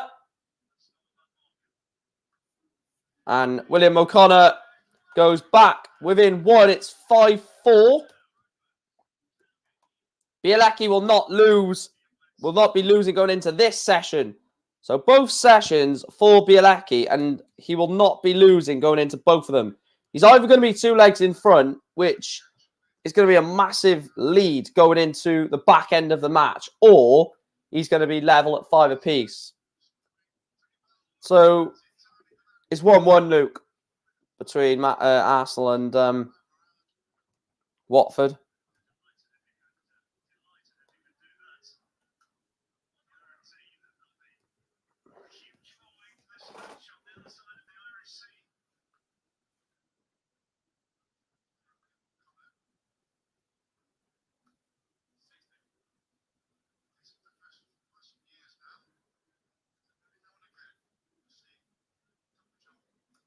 Wonder what it's like going to the oh bloody hell, I got my laptop on charge. Wonder what it's like going to the UK Open, because obviously there's going to be a lot of people that want to get into the main stage, but wonder what the atmosphere is like in stage 2. If anyone has ever been to the UK Open or to the Players' Championship,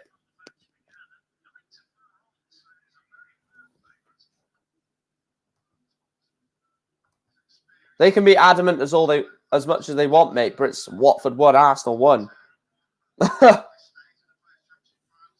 Oh, it's you, Luke. Oh, bloody hell. I thought it was some other person. And I didn't... Because you changed your YouTube name, have you? 1-4-2 for Bialacki. No. I think O'Connor will be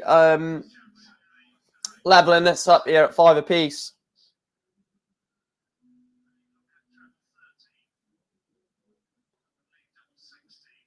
$39 for 32.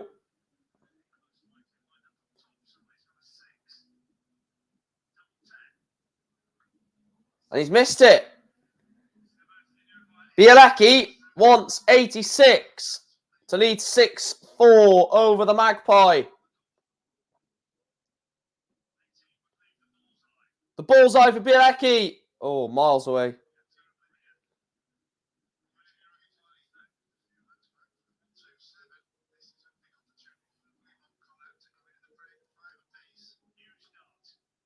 Double 5. Oh, great dart from O'Connor. Last dart in hand. A roaring release of emotion from William O'Connor. This quarterfinal is level at 5 apiece. Luke would have to change the name back if you had another mod that's called Luke as well. Yeah, it just comes up as Luke for me. Where before it was obviously the second name as well. Where it literally just says Luke. So I had to look on my phone, which shows me obviously it's got the spanner next to your name, which shows that you're the moderator, so I knew it was you. Get voting on the poll for the third quarterfinal as well. Danny Noppert versus Damon Hatter. 77% in favour of the Heat, Damon Hatter. Only 23% for Danny Noppert. Thought it might have been either closer or even towards Danny Noppert. It should just be on your settings, mate. Go onto YouTube. And then go on to let me show you. I'll show you what I mean. Right, so where you've got YouTube here, go on to the right hand corner where mine says MG for my channel name, but yours will just be an orange square. So once you're on that, if you go to your channel, and then it'll bring you up to here, and then go on to the little pencil, and then you can change the name from there on the pencil. That's how you do it.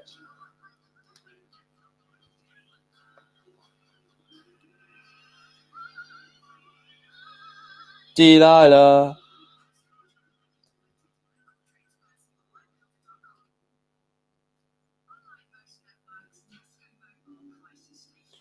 I need to change my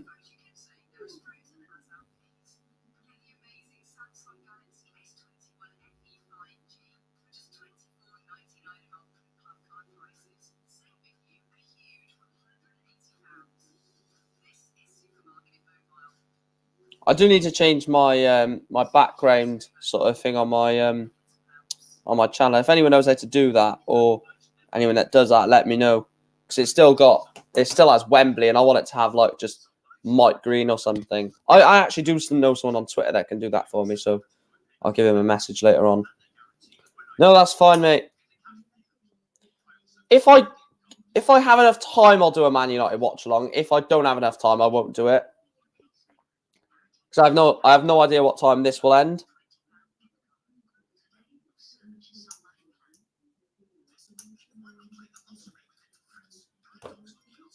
Yeah, don't ask you, Luke. You changed your name on it by accident.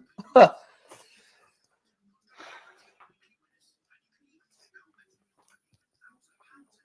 I said, I don't know if I'll be able to have time to set up a stream for the Man United Man City game. If I can, then I will do it. But if not,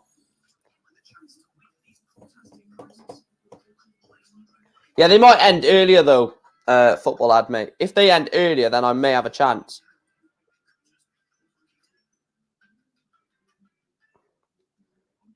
I feel the same as well, Iron Force. I do think his ass is starting to twitch.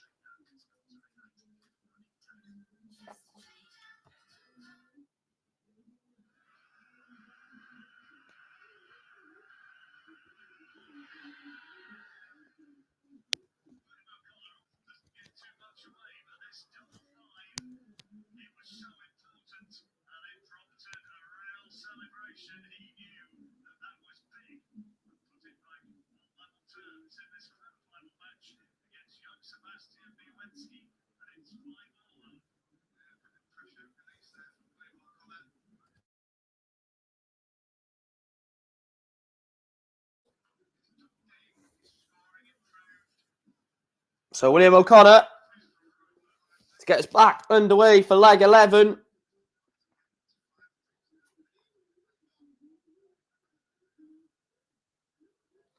I do feel as though we could see a resurgence here from William O'Connor.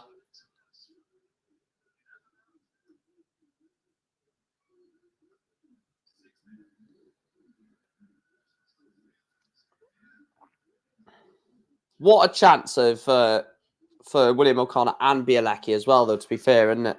Same for Noppert and Heta. Yes, they're quality players, and they're not sort of underdogs, but like they're not absolutely unknowns. They can get to quarterfinals and semi-finals of majors, but what an opportunity to potentially even win it. I think the only thing that can really sort of widen this tournament massively open is if Smith beats Gerwyn Price. Because then that literally makes it no one has... Because there's literally only one player left in this entire tournament that's won a TV major.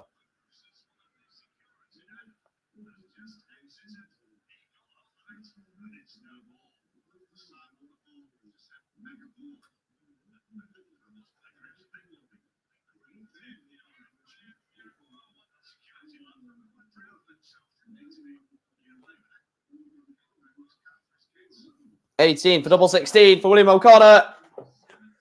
Nearly for a holder throw. Bialacki, I think his nerves are starting to show, like Iron Force said. Double 16 for 6-5.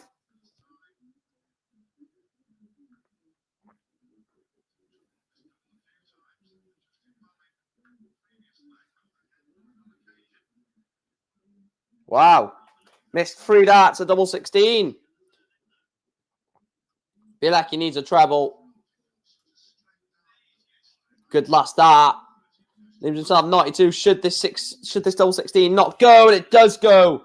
William O'Connor leads this quarterfinal for the very first time. A 6-5 lead over Sebastian Bialacki.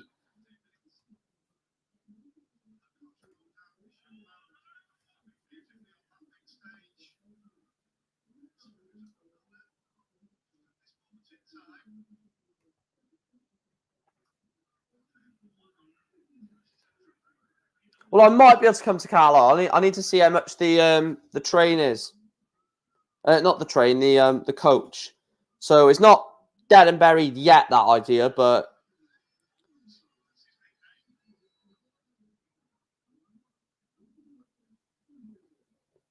so it's not completely dead, but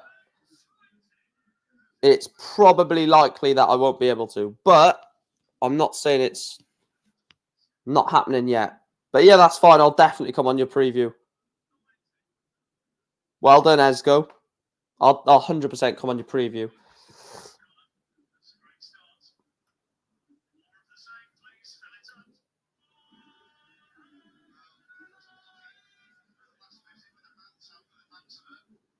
$137.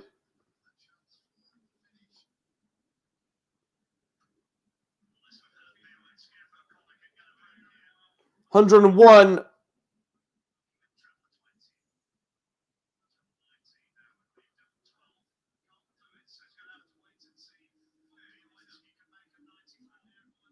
So 94 to level up at 6 apiece.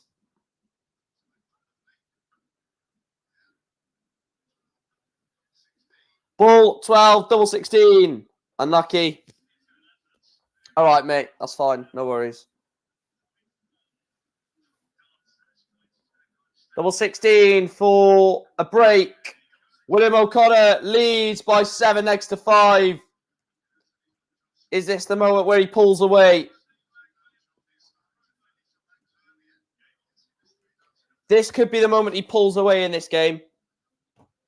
It's harsh on Bialacki because he's played well, but the cream does rise to the top, and you feel as though William O'Connor just has the upper edge. Well, not just, he definitely is by far the better player.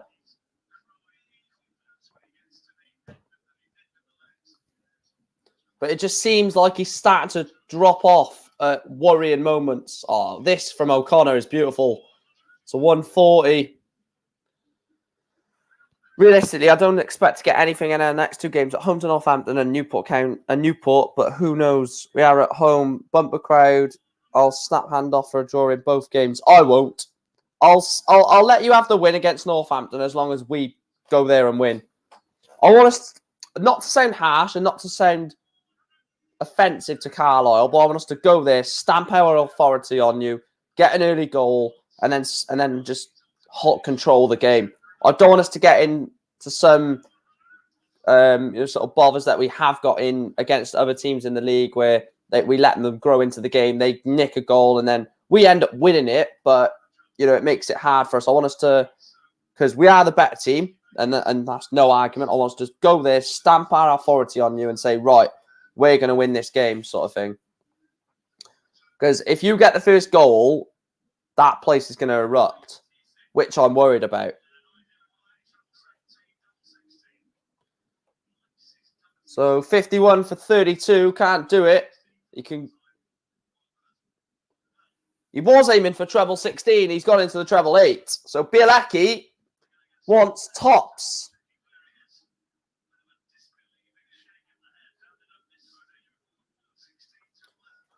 So tops for Bialacki, and he takes it. There I am saying that his nerves are getting to him, and he's broken O'Connor to go within one, and he is now throwing for a 7-7 scoreline. What do I know about darts?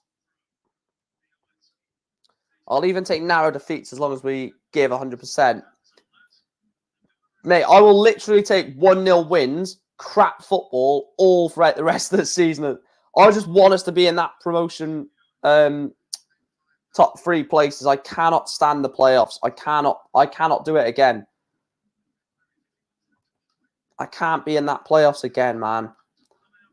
That's it is literally heartbreaking to go there and literally get robbed. Yes, I can take losing, but going to Wembley, like 2-3 hours on the train to get to see your team get absolutely robbed in a playoff final, and then you've got that 2 or 3 hour journey back home. You have to upload the match vlog, and all you get is like 20, 30, 40, 50, 60 comments on that vlog saying like unlucky and stuff like that. And I'm like, oh, we weren't unlucky, we were robbed. It hurts. And to have that twice, yes, only vlogged the one, but I still went to both. It just hurts, man. It stings. Anything other than a playoff final defeat. I'd rather lose in the semi-finals. I know that's like controversial potentially, but I'd literally rather lose in the semi-finals of the playoffs than in the final.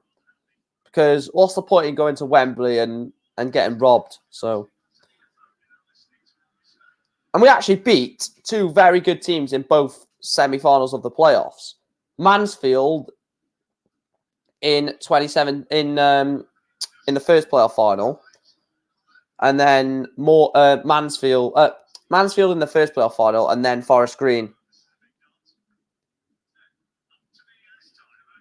I'm going to a ground hop in a few weeks' time, Chris, because we're on the 18th, the Friday night. What a shot. Ball. Oh, I would have gone 2020 ball personally on that route. So double 16 for 8-6.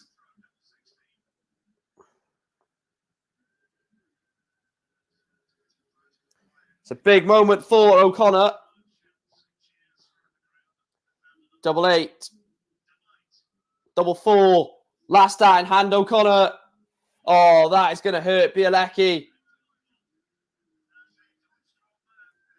That is going to hurt Bialacki. 8-6. William O'Connor leads. He is now throwing for a 9-6 lead over Sebastian Bialacki.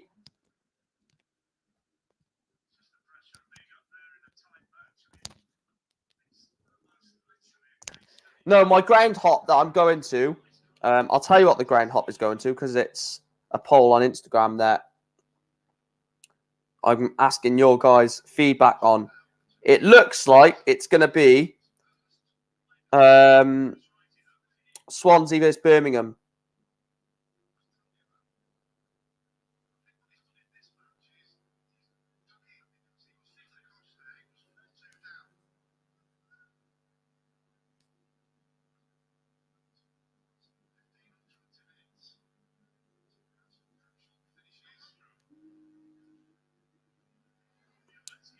If you beat our relegation rivals, then we will beat your promotion rivals. Deal?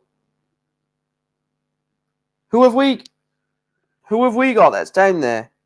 Yes, I am going to try and get in the UK Open in a few years' time, yeah. I'm trying to think about games. So we got Stevenage. They're not down there, are they? Let me have a look. I don't think Stevenage are down there. Let's have a look. I'll go through the fixtures quickly, unless you say it in the chat before I get there. Right, so we've got Stevenage coming up. Oh, yeah, Stevenage are down there. Jesus Christ. They're having a bloody stinker of a season. So our next few games are Stevenage, Carlisle. Then we've got Hartlepool. Where are they? Mid-table. Then we've got Bradford, mid-table. I'm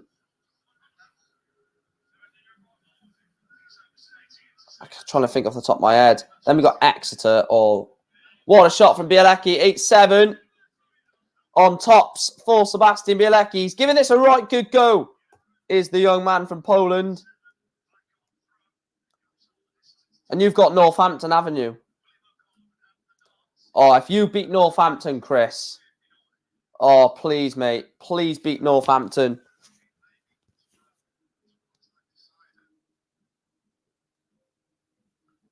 We've got Rochdale on the final day, Chris. At Rodney Parade as well. Yeah, so Northampton, we're 4 points behind Northampton. If you beat them and we beat Stevenage, we could be a point behind them. Oh, my God. The table is mental. The League Two table is bloody crazy. Talking about Stevenage away, I need to pay for Stevenage away.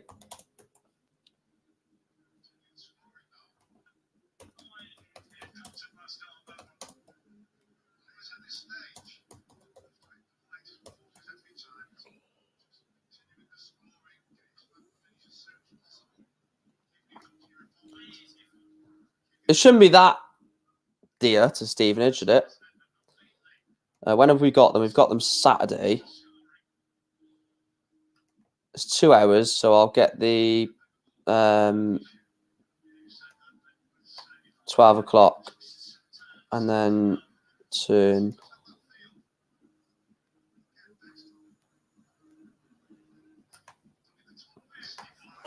Stevenage are 21st, Colchester are 19th, Rochdale are 17th.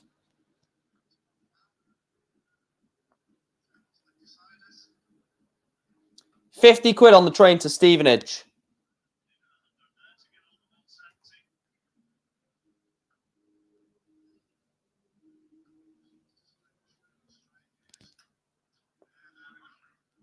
I'm going to have to get the 10:30 train in the morning.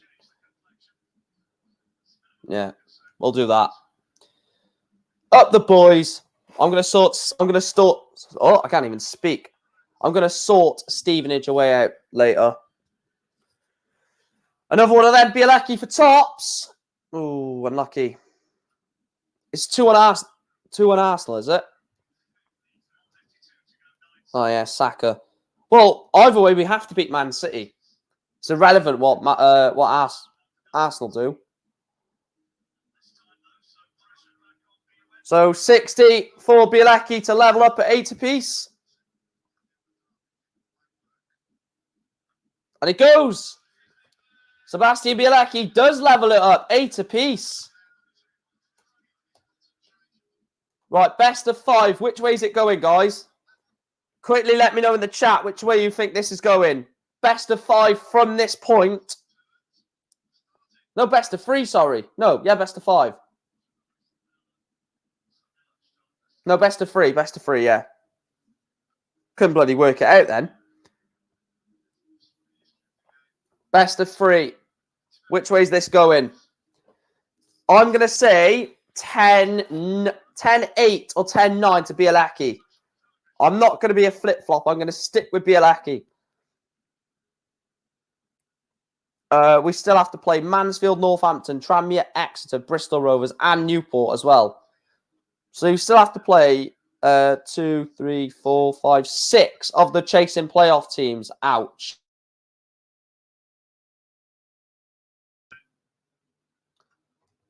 If you look at the table, we've still got to play 3rd place Sutton, 7th place Tranmere, 8th place Exeter, 10th place Port Vale, 12th Hartlepool, 13th Crawley, 15th Bradford, 17th Rochdale, 18th Carlisle, 19th Colchester, 21st Stevenage, and that's it. Surely that's not it. 1, 2, 3, 4, 5, 6, 7, 8, 9, 10, 11. No, that only brings 45. Who am I missing?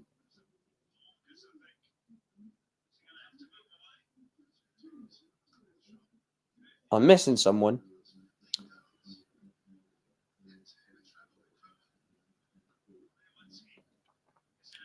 Barrow. No, Stevenage. Oh, wait, I'm missing someone there. I can't think of who I'm missing. 87 for Bialacki to break the O'Connor throw.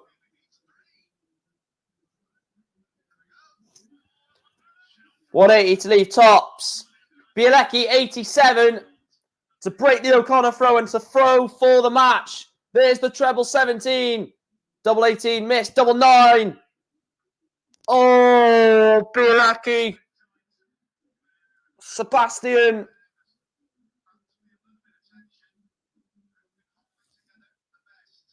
$20 for tops for O'Connor. Tops for O'Connor. Oh, what a leg. William O'Connor goes within 1.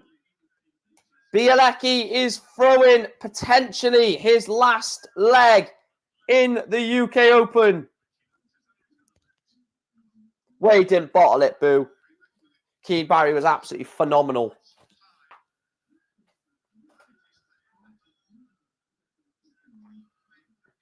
In the business end of a match, Bialacki has just felt the pressure. And look, he's a bloody 18-year-old. He came here last year when he was a 17-year-old. He will be here next year. I think he'll be here next year anyway.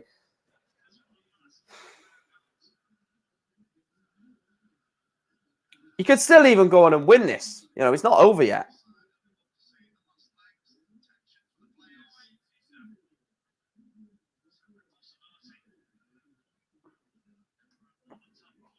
I don't think Keane Barry and William O'Connor will get drawn against each other. I just don't think that'll happen.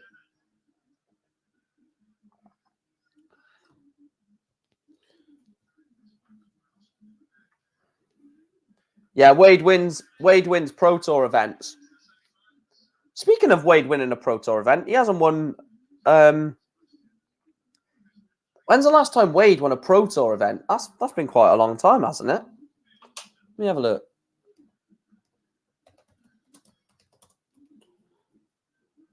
I can't recall him having a Pro Tour win from too long ago.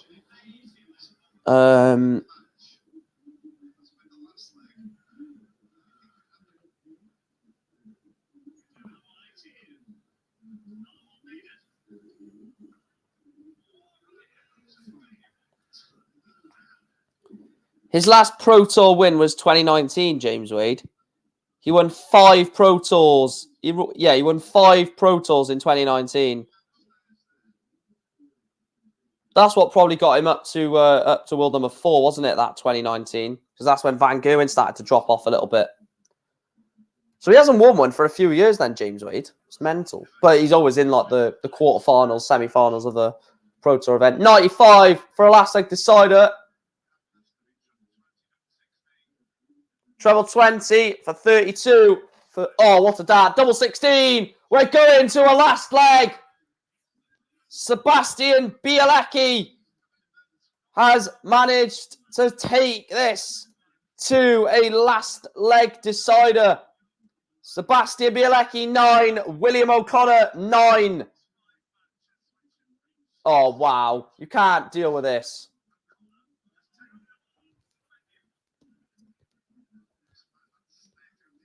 Yeah, you would. Yeah.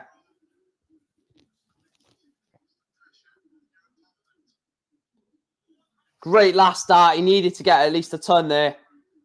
Oh, this is pressure. This is absolutely pressure. No pressure's on Bialacki. The pressure is actually on O'Connor, because you could be the man that loses to, an 18-year-old who... So the pressure is not on Sebastian. Just throw the darts. 95 from Sebastian.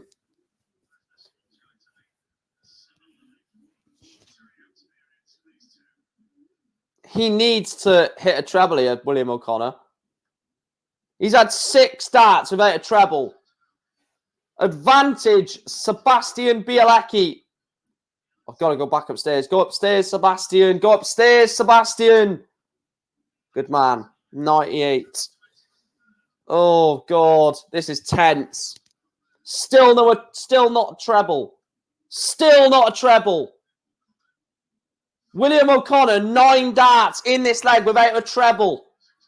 Advantage, Sebastian Bialacki. Oh, no.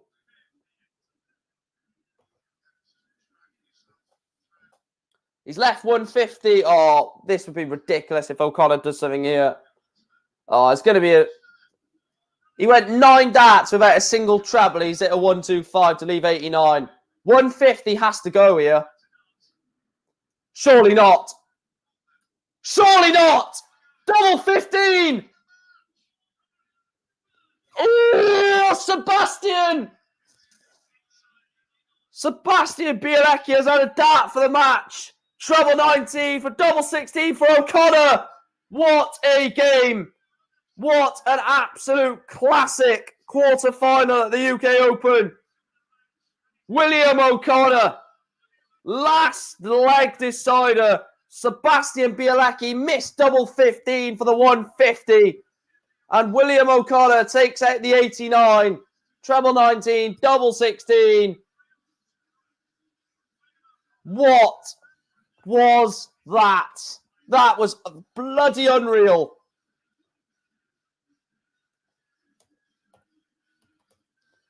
What a win. What a game. That is an advert for top quality darts.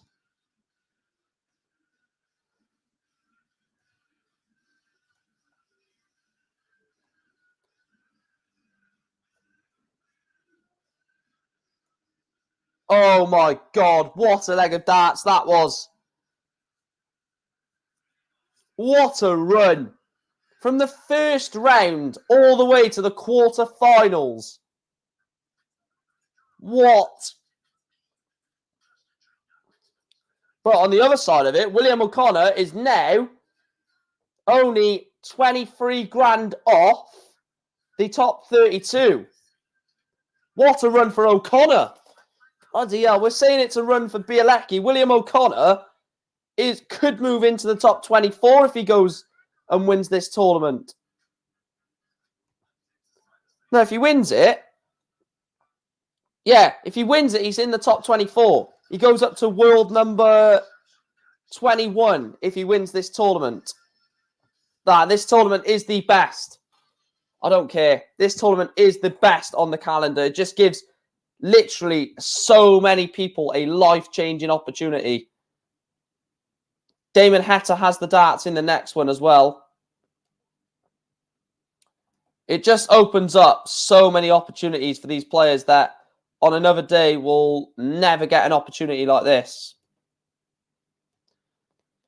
It is why we love the UK Open, isn't it?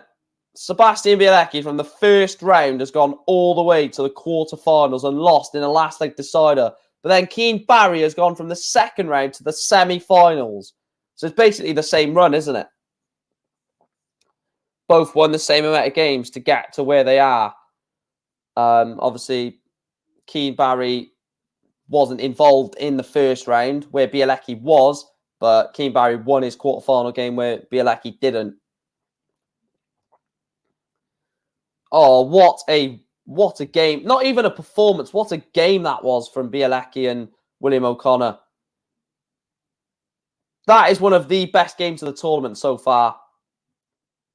That was... Oh, I've only just got my bloody breath back after that.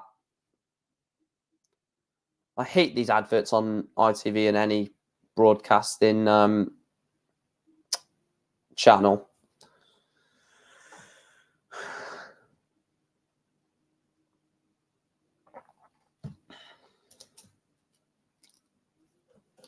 I'm writing my predicted draw down.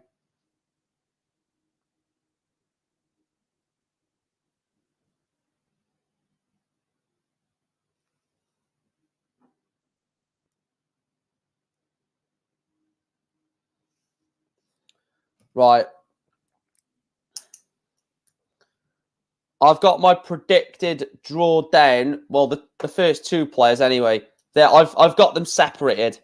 So it's O'Connor verse and then someone verse Keane Barry as my predictions.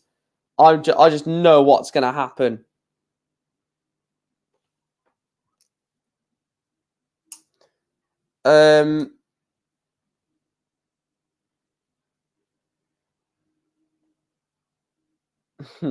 Barry versus Smith and O'Connor versus Heta. No. Gerwyn Price is beating Michael Smith. Michael Smith, but there's no point Michael Smith even turning up.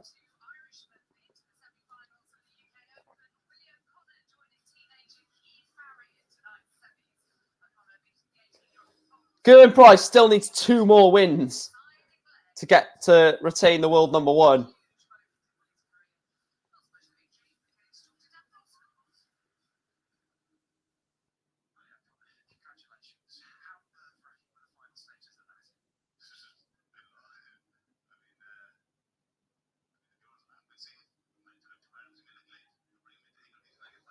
Smith will win this. Will win. Watch.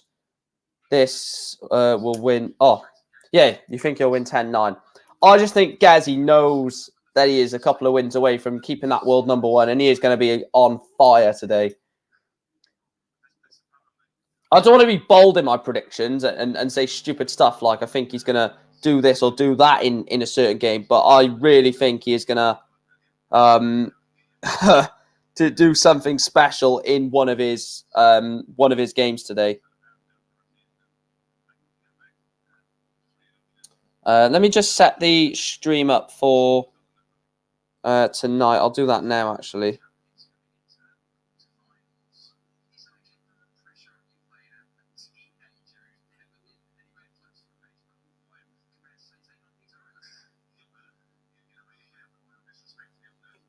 Right, let me...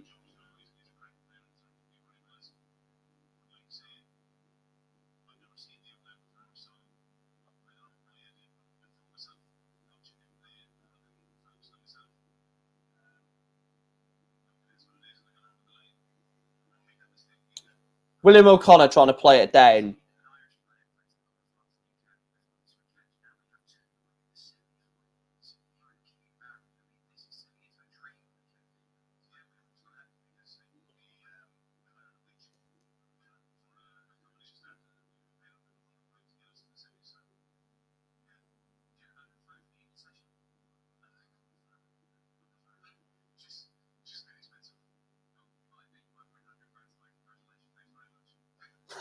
Did anyone just listen to William O'Connor? He said, Dan Dawson said, we've got 2 Irishmen in the semi-finals of the UK Open for the very first time. And he said, yeah, we had a witch that that me and Keane Barry went half on to get us both to the semi-finals. And then Dan Dawson was said, are you going to get her back for the evening session to win the entire thing? And he went, nah, we couldn't afford it. She pays out too much. What are these comments that players make? Oh, I have no idea. Right, let me just quickly schedule the next. I'm just going to quickly schedule the next stream. UK Open live stream.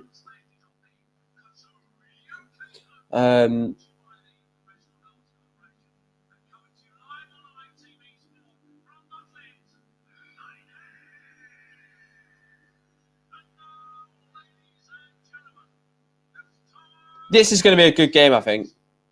Right, who's got the darts in this? Damon Hatter. Oh, I've already done that, haven't I?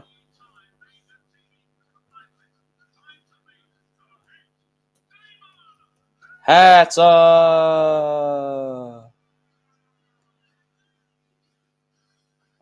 I'm going 10-8 Nopper. I'm going 10-7 Hatter. Do you know what? Screw it. I want a Damon Hatter Gerwyn Price final. Or do I want Keane Barry? Oh, I don't even know. Ask me when the semi-finals is done. Or when the quarterfinals are done.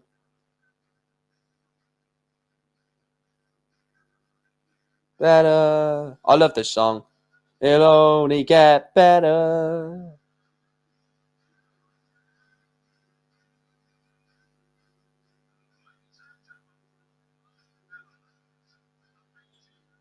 I'm trying on high, high hopes for a living.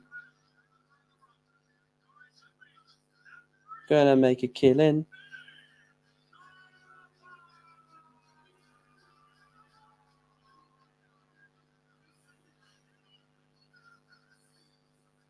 Well, I'm going to put the link to the evening session stream in the chat. So,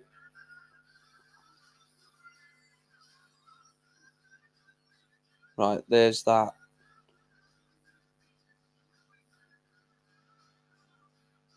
Right, I can take the poll off now, can't I? Let's see what you guys said on that poll then. What did you guys go with? 63% Damon Hatter, 37% Danny Noppert.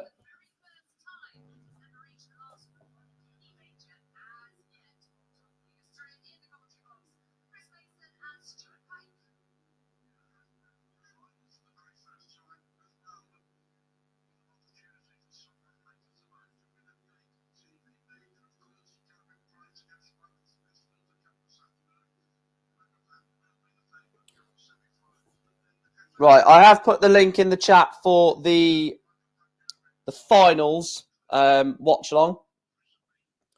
The watch along for the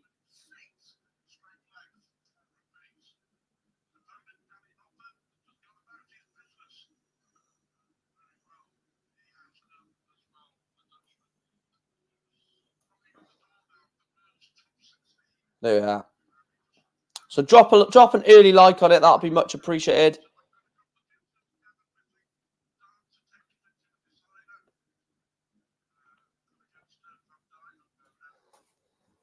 He obliterated Dirk, didn't he? Danny Nopper. He absolutely obliterated Dirk van Dijvenbode, which is always good to see, considering I hate Dirk.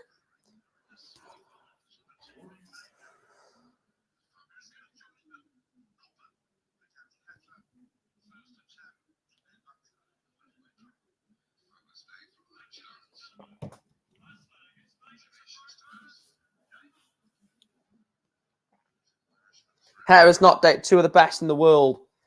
That's why I think he's going to win this. I don't love his walk on. It's just catchy. No, I punched him in the face, Chris. I knocked him out. I said, piss off, Dirk. You can take your bloody rock music and your bloody... somewhere else. It's not welcome here, mate. It's so irritating that. He just goes like that, doesn't he, with his hand? He looks like a right weirdo, to be fair, but you know, it is what it is.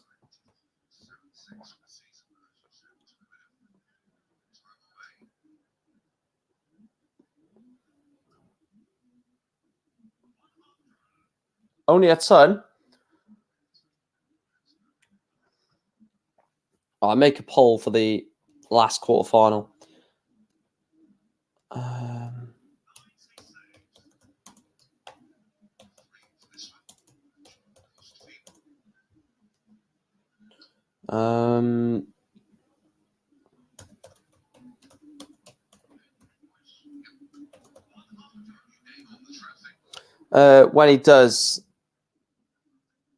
When he does that, it looks like something else. Oh, only you would think of that, wouldn't you?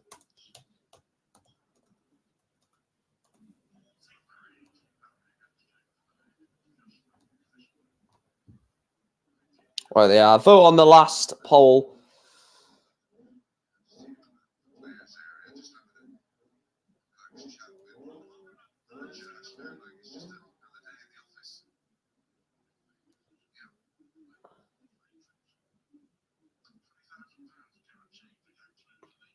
Danny Noppert is on 26. He's on 62.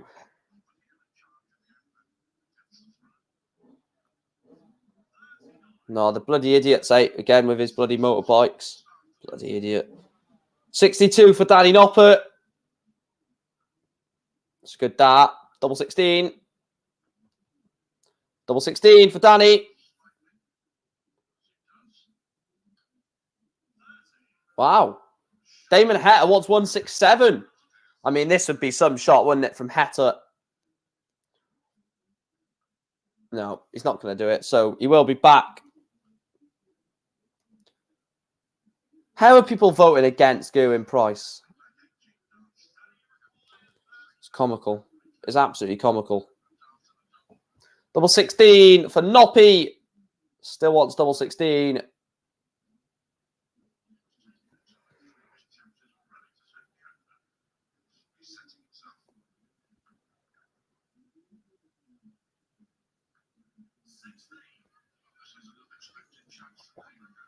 $108 for Hector.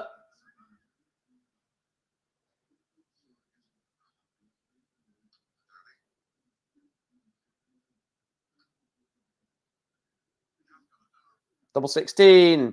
Hector's missed double 16. Probably, yeah, Chris. Did you vote Price, Chris? Or have you not voted?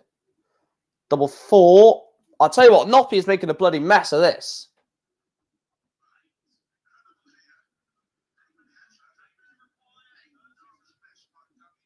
Double 16 for Hector.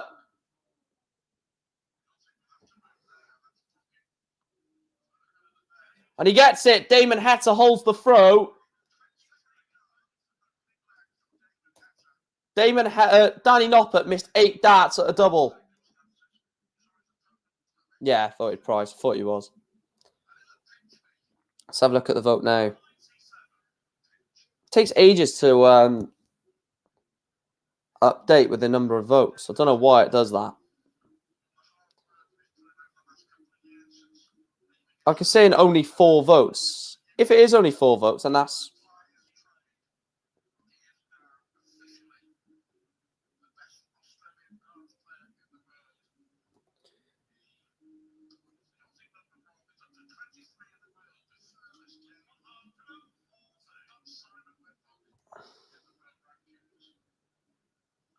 Oh, wow. Damon Hector getting to the quarterfinal has gone above Simon Whitlock. So Damon Hector will be the Australian captain come the World... Well, as it stands, will be the Australian captain come the World Cup of Darts.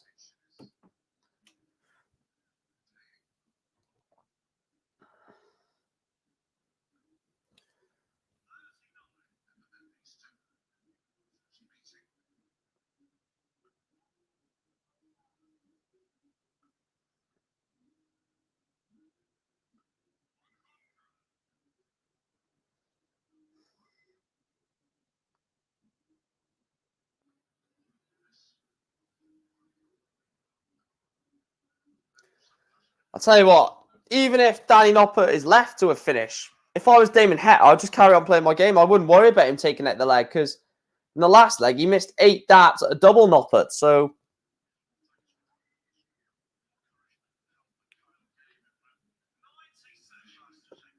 it does make you realise, doesn't it? When you say it like that.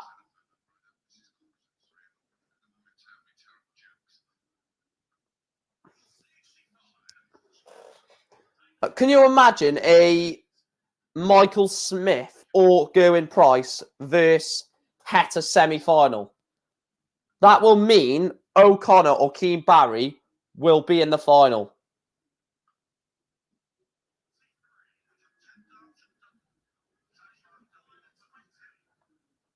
Double 10 for Noppert. Finally. Damon Heta was probably expecting Danny Noppert to miss some more there. Pick the heat here, but not to break through in this event. He'll do it sooner rather than later, though.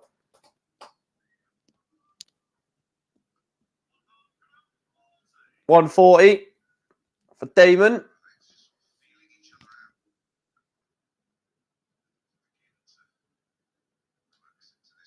Oh, he's got lucky with it, Noppert.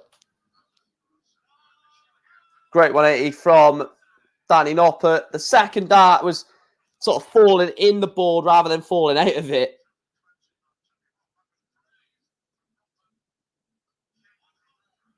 A ton from Heta. He's on a 9 here. No. If Smith gets to the final versus one of them I mentioned, surely can't bottle it. I think if Michael Smith beats Gerwyn Price, he'll be... Everyone in the darting world will be thinking, surely.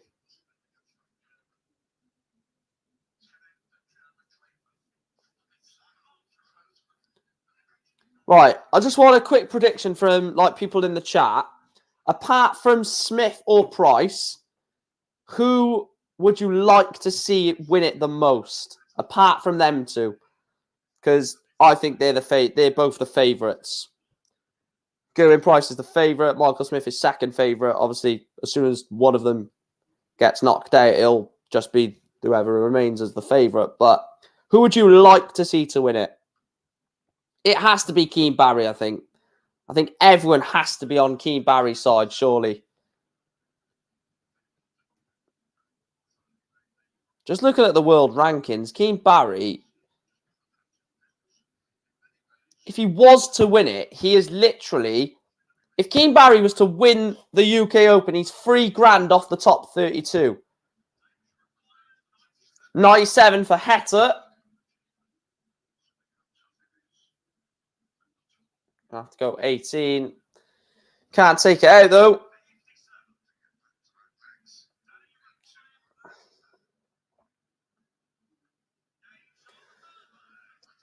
Danny Noppert is 2-up on Damon Heta. Breaks the Heta throw.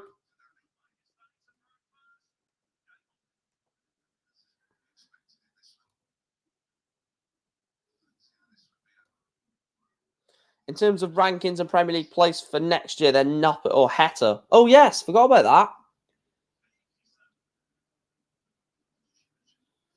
Heta was to win it.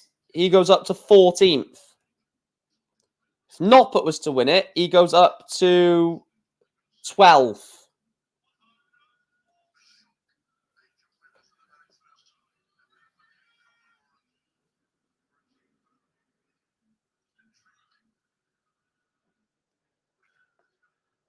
You want Keane Barry, surely, for the story, though.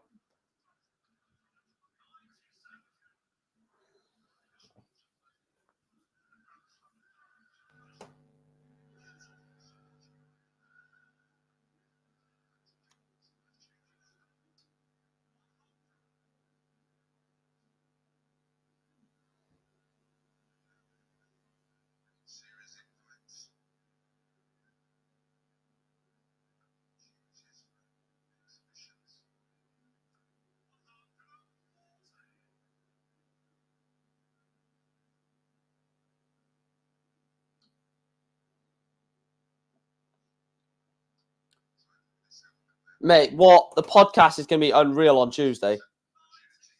The podcast on Tuesday is either going to be me crying about Gerwyn Price not being the world number one, Keane Barry, Noppert, Heta, O'Connor becoming the UK Open champion.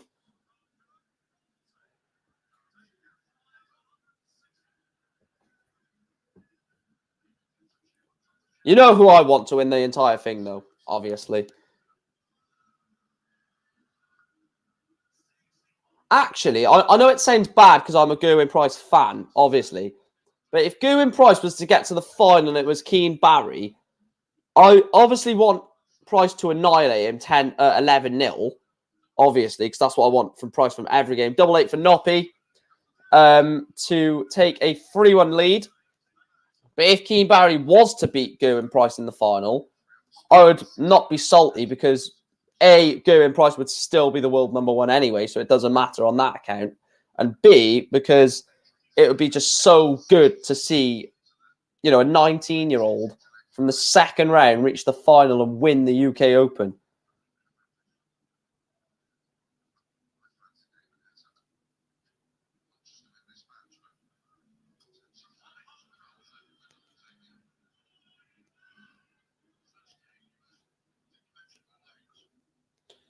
If, hang on, Price is the only prediction I got left from my tournament predictions. Same, yeah. If, and I mean big if, Bully Boy advances past Gerwyn. Imagine if Bully Boy doesn't win, being the heavy favourite to win it all from the semis. Then I really would worry about is he ever going to win anything, because this is his best chance.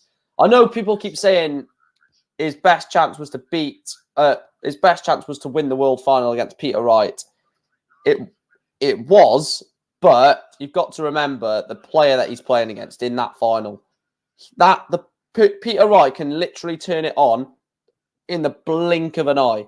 He can be awful and then just have a switch moment, and then he's like railing off sets after sets after sets, and he beats you. Or in leg format, leg after leg after leg, and you find yourself like 7-8 legs behind. So Peter Wright, yes, he was in a great position, Michael Smith, in that final, but it's a bit different comparing it to this than the final against Peter Wright. So if he does get past Gerwyn, it's his best chance to ever win a TV major.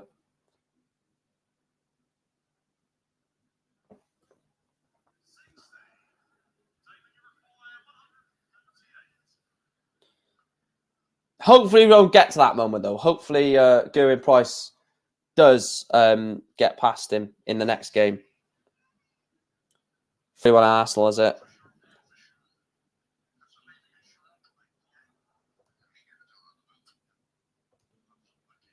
Who scored for them? It's not refreshed on mine yet. Oh, it has refreshed, but it's not told me who scored. Weirdly enough.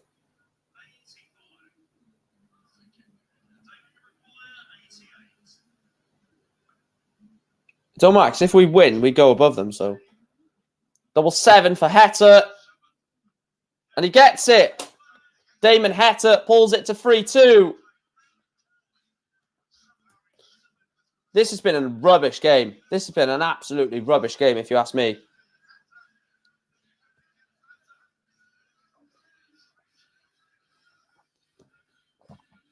Oh, God, Chris. Oh, Martinelli. I hate to say it, but Martinelli is an absolute baller. He is definitely going to go on to bright things, whether that's with Arsenal or without. But he's an absolute cracking player, Gabriel Martinelli.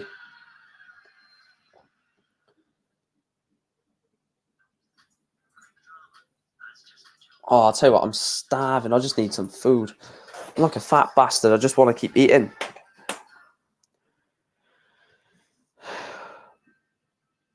Noppert, like I said, will have the darts in leg number 6. So,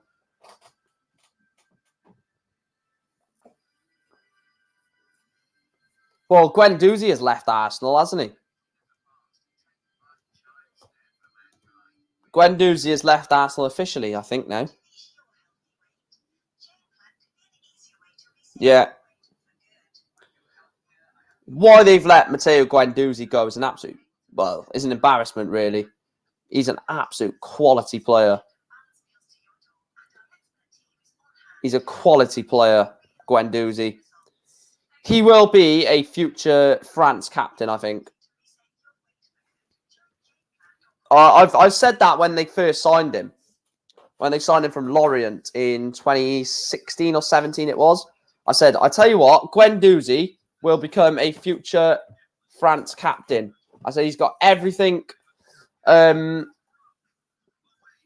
think he's got everything to be a future France captain, Guendouzi. And it's just same old Arsenal getting rid of their best players. What do you think of the last match, Mike? William O'Connor?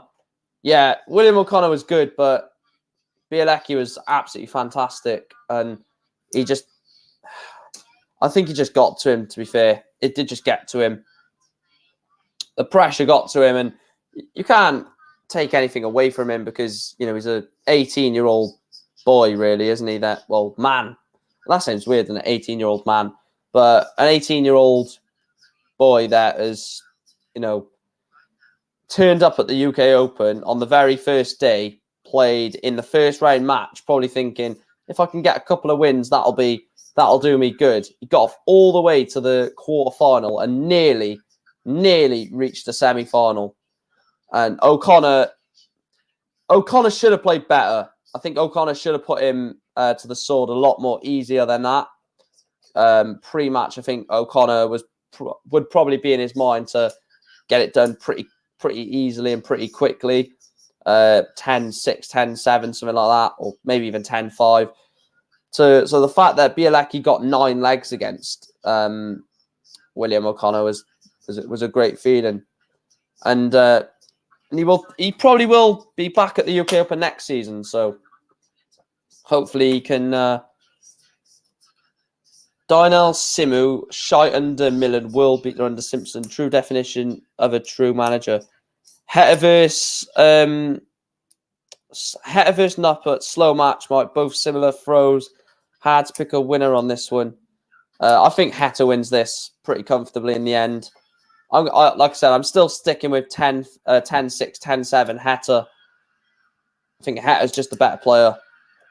In terms of raw talent, Heta's better, but it might come down to who can hold their nerves under pressure, really. But yeah, I know what you mean. Their throws are very similar. I just think Heta is basically the Australian James Wade. He just puts you away when he needs to, and doesn't really make too much of a fuss about it. Let's have a look at the current poll on the Price match. There we are. That's more like it. 64% Gerwin Price. Keep voting on the poll if you haven't already as well.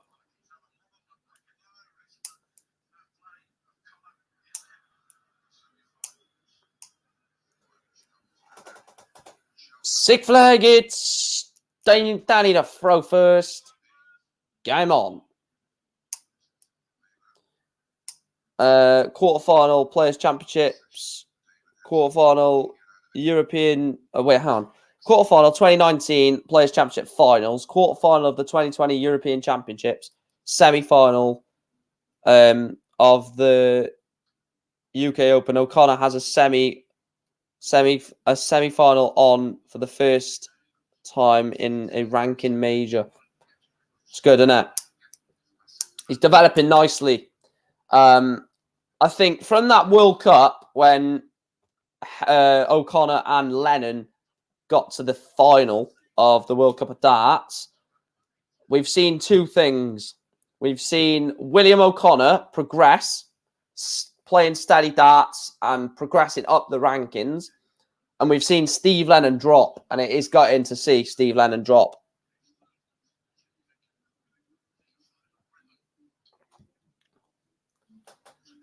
Because he has dropped Steve Lennon.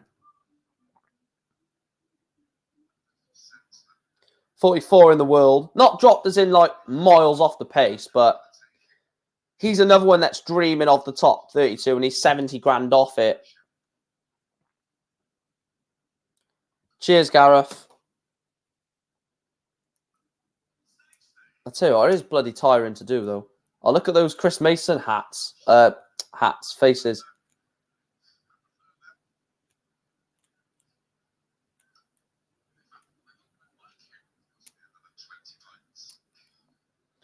Barry, O'Connor, Lennon, Tian, Irish players incoming. There's more as well, isn't there? Let me go down the rankings. So you've got William O'Connor, Steve Lennon, Keane Barry. Let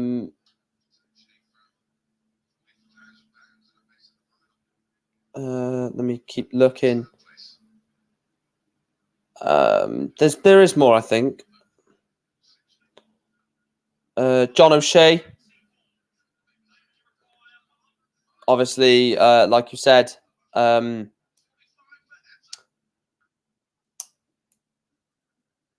there any more?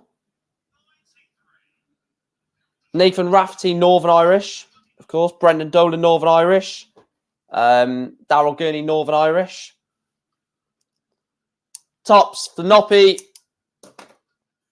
It's a good dart from Danny Oppert. 4-2 he leads in this third quarterfinal, third and penultimate quarterfinal.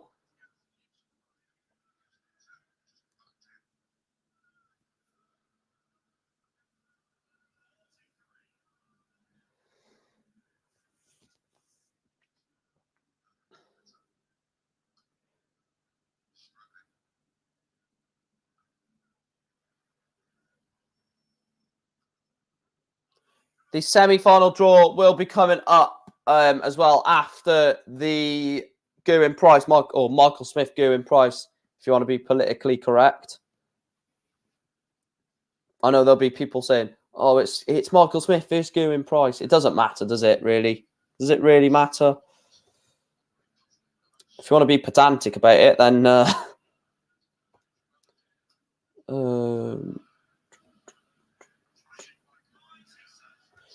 So look at the World Match Play race.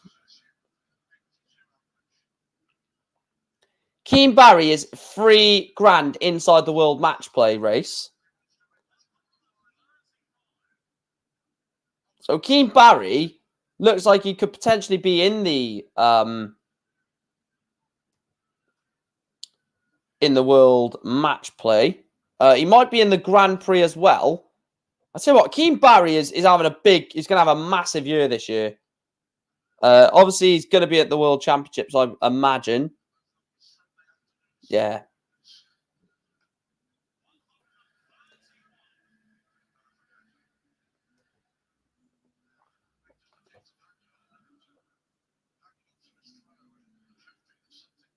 Yeah, so Keane Barry's going to be in the Players' Championship finals. He's going to be in the World Championship. He's going to be in the Match Play. He's going to be in the Grand Prix. And he potentially could be in the Grand Slam if he wins the UK Open. Wow. What a year for Keane Barry.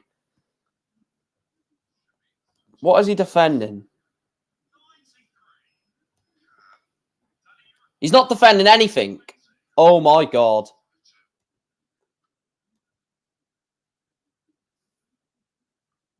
$20 for tops, Danny, for a 5-2 lead over Damon Heta.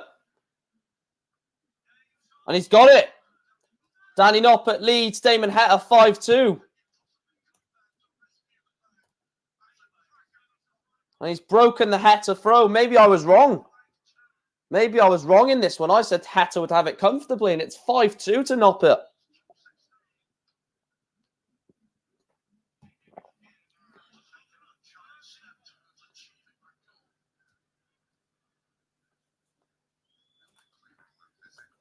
Didn't Danny Noppert get to the Grand Prix semi-final, though? Let me have a look. I swear he did. Yeah, World Grand Prix semi-final.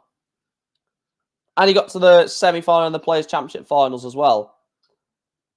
So he's not been in a... so he's never got to a final of a ranking event. He's got to the final of the 2019 World Series of Darts finals. But obviously, that's not a... it's not a... can't think. It's not a ranked event. Look at his performance. He actually does pretty well. World Championship, best. He's got his last 32. World Match Play, last 16. World Grand Prix semi-final. UK Open quarterfinal as it stands. Grand Slam, last 16. Quarterfinal of the European Championship. Semi-final of the Players' Championship finals. He is doing pretty... He has had a pretty steady career so far, to be truthfully honest, Danny Noppert. So, you know, no one would begrudge... Is it begrudge or begrudge? I think it's begrudge. No one would begrudge him a place in the semi-finals. And fair play to you. Fair play to you, Danny Noppert, for, you know, playing as good as you are in these tournaments and getting to the last stages. He's another one that's got a massive year. There could be... I'll tell you what, by the end of this year, there could be a lot of unexpected begrudge, yeah. There could be a lot of unexpected players in the top 32 by the end of the year.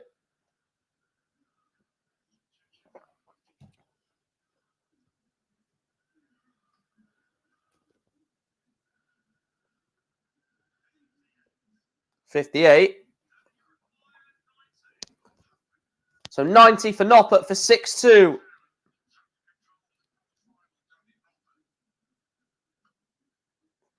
Tops.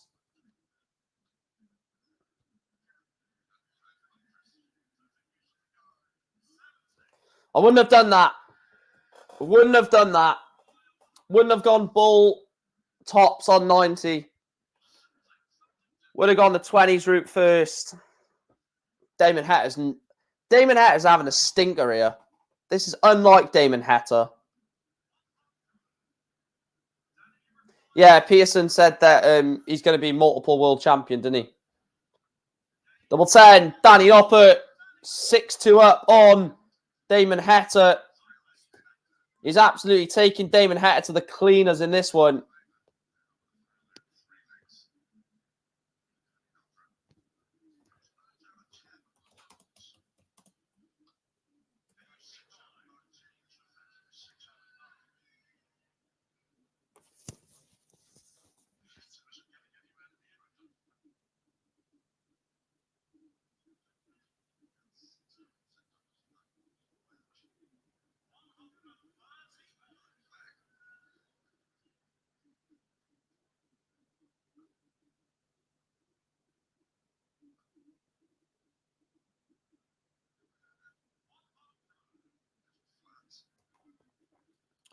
The crowd does seem a bit flat, doesn't it?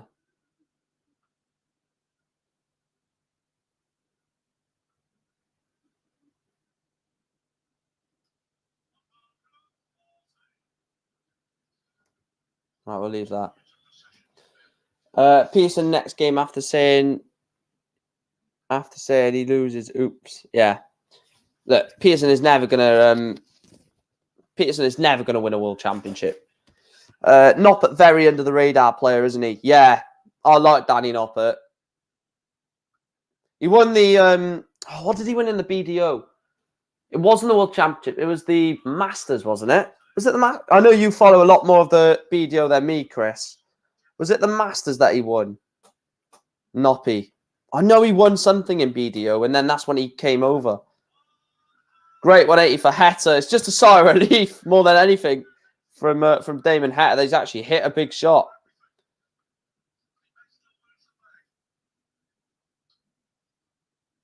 $20 for the ball. Oh, and he's missed the ball. So Hetter wants 70 for 6-3. Treble 18, double 8.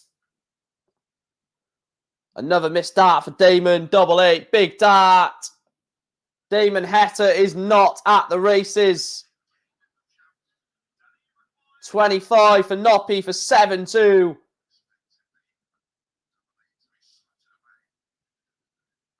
And it goes. Danny Noppert is giving Damon Heta a few chances. And Heta is just not at the races in this quarterfinal. Surprisingly, considering he, dispatched Michael Van Gerwen in pretty comfortable fashion and edged out Johnny Clayton in the last 16, you thought Heta was going to come into this game a lot more sort of on it than what he is. What a year for the new dad catching the woo-woo from Wuhan and getting his form back. Main reason I picked Heta, not much between them, and chose who'd crack overnight. Well, the thing is with Heta, he got the only reason, well, not the only reason. There was a few reasons to, BDO find the Masters, yeah. The only reason, or one of the reasons why I've picked, or why I did pick Heta, is because Danny Noppert's last 16 tie, Danny Noppert's tie against Dirk van Dijvenbode was pretty comfortable and straightforward, where Heta was, in a game against Johnny Clayton. So I thought he was going to carry on that sort of momentum and carry on that sort of willingness to, progress. And Danny Noppert's just at another 180 to leave 91 for an 8-2 lead. Damon Heta can't do absolutely nothing at the moment. The best in the world, Curse. You beat the best in the world, then get beat off a more favourable tie. Yeah. 91 for 8-2. Treble 17. Tops for Danny Noppert. And it goes. Danny Noppert leads Damon Heta by 8 legs to 2.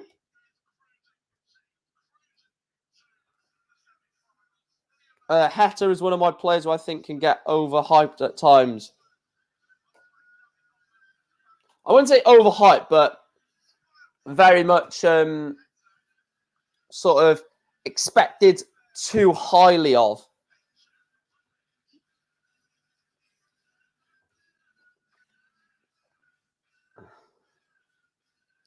Trying to think of who Heta's had to play in this run. Let me have a look at Heta's run. I'll have a look at both players' runs to the quarterfinal for this then. So, Danny Noppert's run to the quarterfinal was Ryan Meikle, a 10-3 win over Ryan Meikle, then a 10-8 win over Devin Peterson, and then a 10-2 win over Dirk van Dijvenbode. And then Damon Heta, a 10-5 win over Andy Bolton, 10-4 over Michael Van Gerwen, and 10-8 over Johnny Clayton.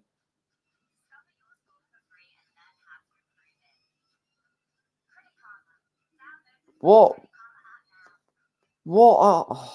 I have no idea, Boo, mate. I don't know what you're on about. No one has brought here up.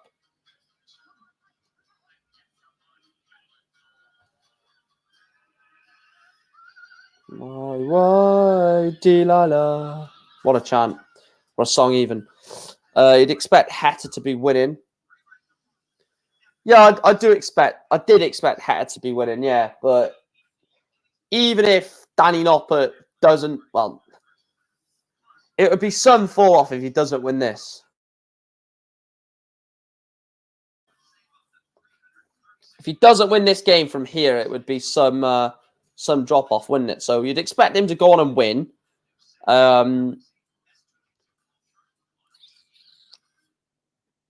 But I mean, if he doesn't, then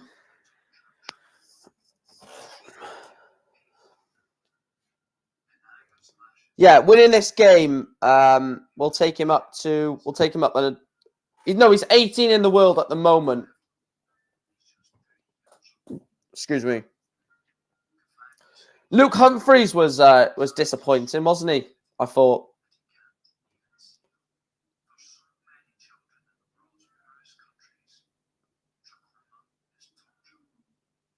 No, I'm not saying Fallon isn't overhyped, because she is, but no one actually mentioned her. The comment actually was, Heta is one of those players. That doesn't mean Well, I could reel off about 15, 20 others that are Michael Smith. Actually, let's go through the rankings then, if you want it that way.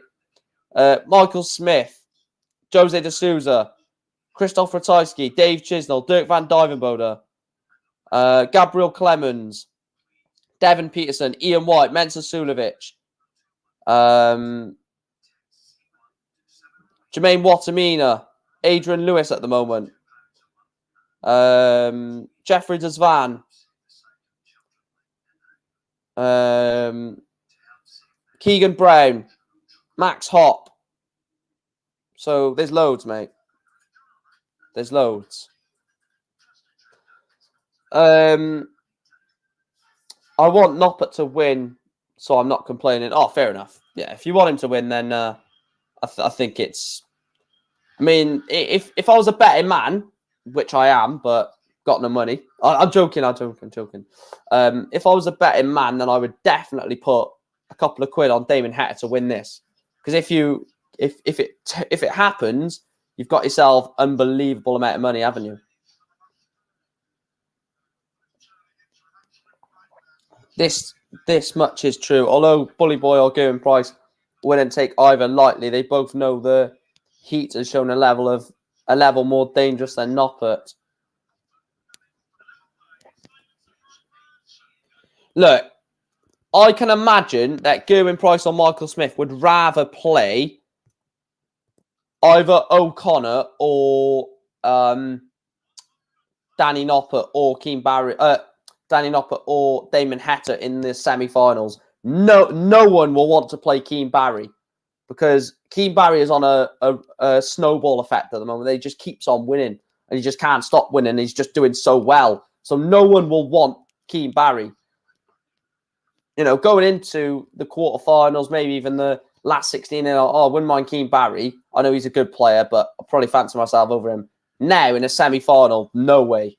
This crowd are going to be behind Keane Barry no matter who he gets. So, you know, the last thing they will want is to play... Keane Barry. No one will want to play him. Nobody. My dad put a bet on Carlisle to win 2 and after being 1-0 down at half-time and put Feeney to score winner, which he did. How much did he get back off that and what was the bet? Or what was like the odds and how much did he put on? That's mental.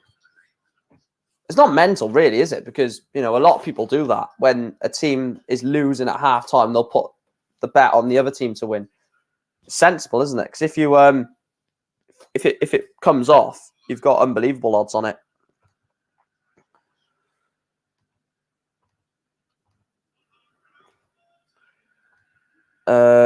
Yeah, Martinelli did score for Arsenal. It's the thing is they've got 2 games in hand on us, which is even more annoying.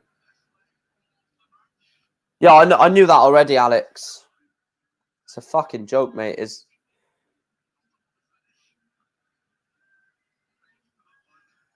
double 12 for Hector. He gets himself. He can't even celebrate. You can't celebrate when you're 8-3 down. It's impossible.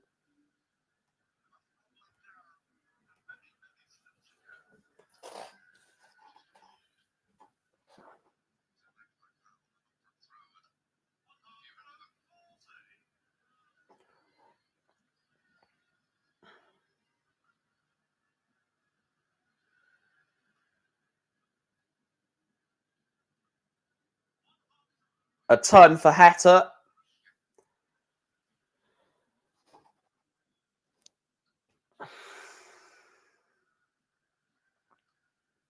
Oh, it's unlucky from Danny. Only 45. So Damon Hector has got a chance. Oh, he's got to get at least one treble at least. That's it. Get another one. A 140 will do you good, Damon. Yeah, it's a good 140 from Hector.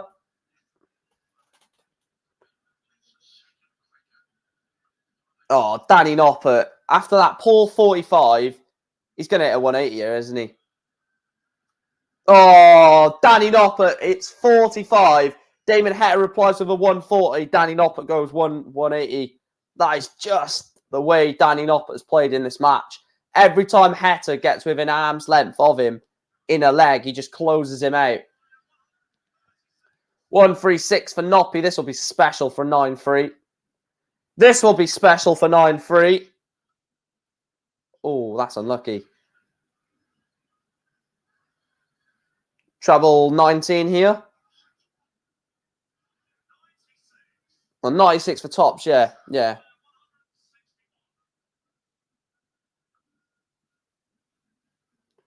Damon can't take out the 161.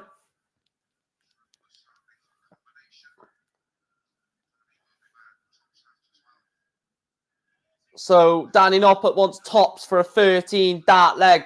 Hold a throw. Tops for Danny Noppert. He doesn't seem to miss at the moment. Danny Noppert is 9-3 up on Damon Heta. A fantastic performance so far from the Freeze.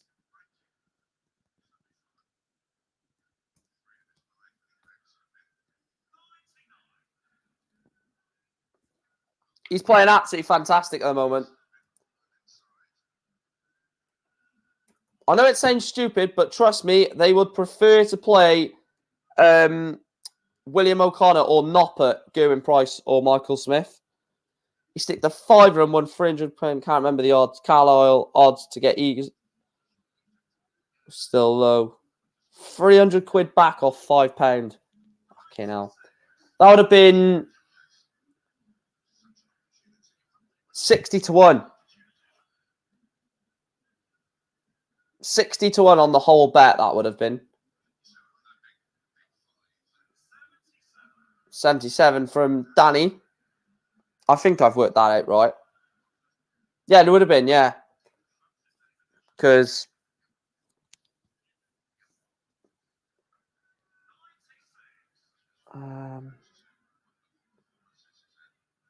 Yeah. 60 to 1 on. Because times that by 5 and you get 300.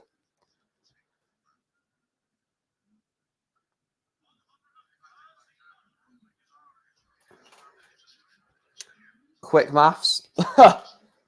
Damon Heta is gone, isn't he? You know, you feel sorry for Damon. He's just not playing to the level that we know he can. He needs a treble at least to try and... He's on a finish. 114 is the finish for Heta. Just to deny the Noppy charge, but Danny Noppert will leave a finish after this visit. Is it going to be... Oh, 180 from Danny Noppert to leave 71.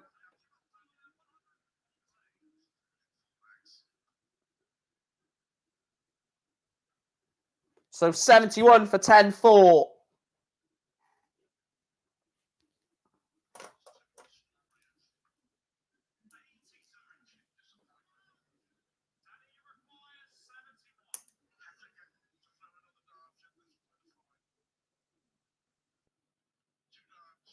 Double 10.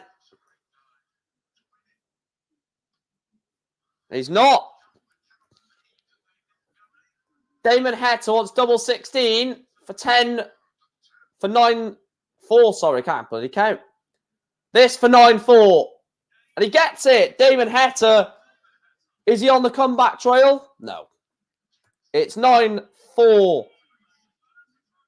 Danny Noppert is throwing for the match. Throwing for a 10-4 win over the Heat. Oh, to do it with a 9 would be special, Danny. 171.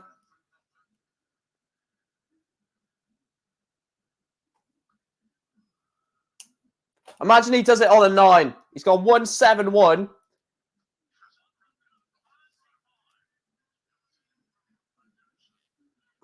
Oh, this would be some way to win the match. No. 310 left. 290 left. Got to go down to the 19s. Only 59, that. Poor. No, I'll have a look at the United lineup now. I'll see it now. I know it's going to be crap, but... De Gea, Wan-Bissaka, Lindelof, Maguire, Tellez. What? McTominay, Fred, Sancho, Fernandes, Pogba, Elanga. Wow. Congratulations, Man City. You've won the derby.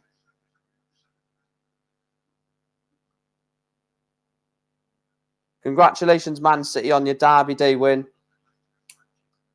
We're not winning with that team. We're not winning it with that team. I'll tell you that for certain. You can come back. You can literally clip this and because I will be live tonight for the semi-finals and final of the UK Open. So if United do win, treble 19, single 18 for double 16. Danny Noppert was left on tops. Damon Heta breaks the throw.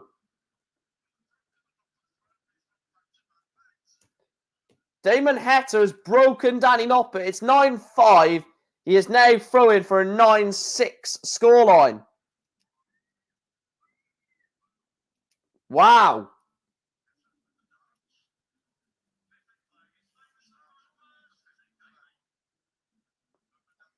Wow. Could we see a shock here? A comeback? Or is it just delaying the inevitable for Danny Noppert to beat Damon Heta? Good last start from Heta.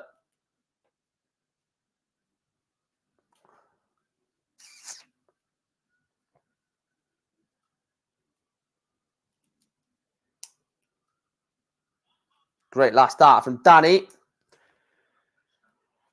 I'll tell you what, this could get intriguing. The end of this.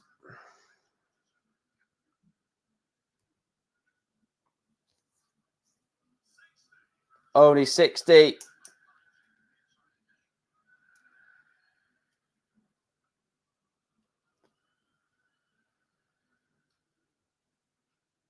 Danny Noppert needs a treble.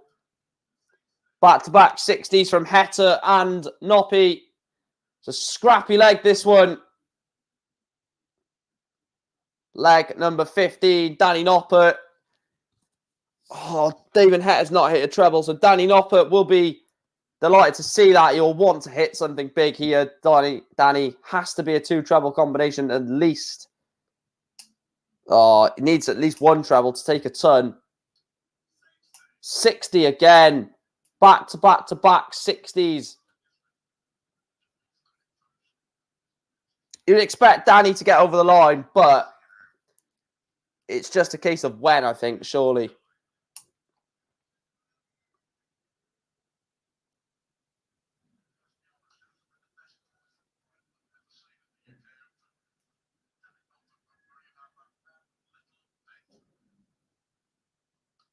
Oh, this is a great visit from Danny Noppert.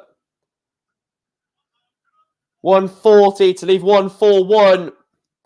Damon Heta has to hit at least a 2 treble combination here. Needs another treble. Only a turn. 141 for the match. Danny Noppert for a 10-5 win. 60. 57. Miles away. 12 to leave.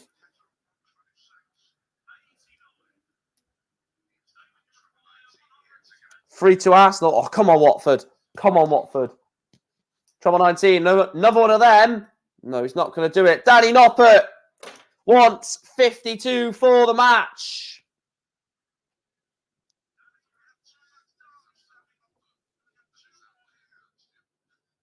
Tops for Danny Noppert. And it goes. Danny Noppert is into the semi-finals of the UK Open. The freeze. No, I'm not going to say it. I'm not going to say it. Not going to say it. The next game on the main stage, last quarterfinal, is Michael Smith taking on the world number 1, Gerwyn Price.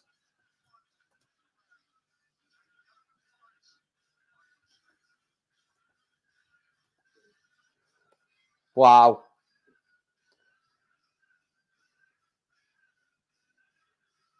I'm not too sure, Chris, mate.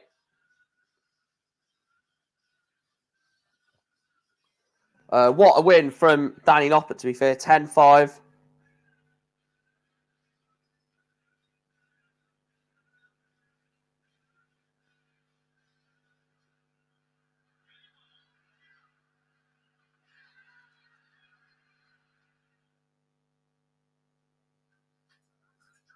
Right, I'll be back now. I'm just going to try and see if I can get something to eat before my dinner. I'll be back in 2 seconds. Get your, yes, the heat has been frozen. Yes, I knew that was coming. Get your predictions in for the last quarterfinal. Michael Smith taking on Gerwin Price. And Gerwin Price is on match to keep the world number 1.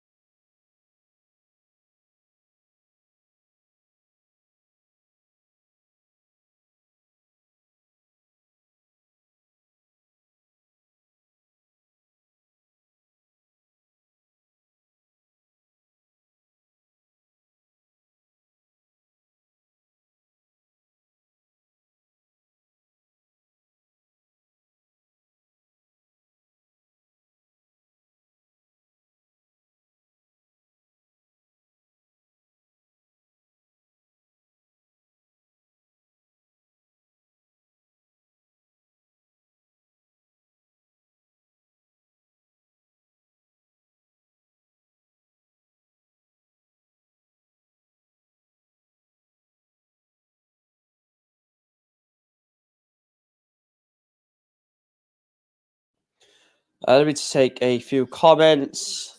Oh, we're not still going to make bloody Fallon Sherrick, are we? Dear God.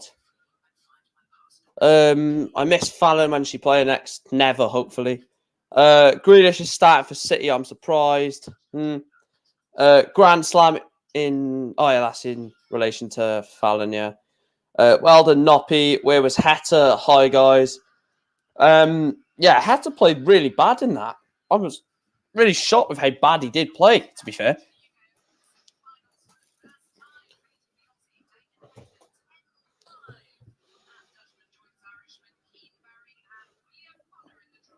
Wow. What a semi-final lineup so far. Keane Barry, William O'Connor, Danny Noppert. That's mental. It is only this tournament that you can see the... It's only this tournament that you can see stories like this, isn't it? Keep voting on the poll as well. I will be ending it. I'll end it in a minute or so, I think.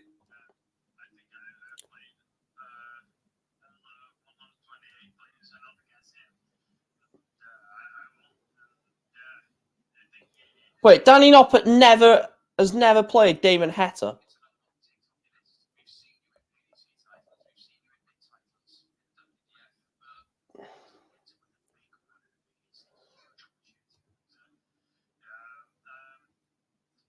They've never played each other, not even on a Pro Tour event.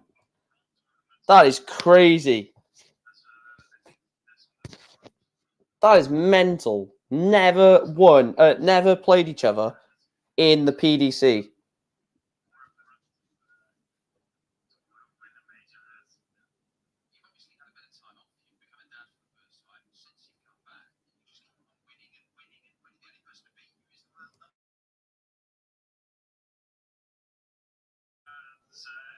The only...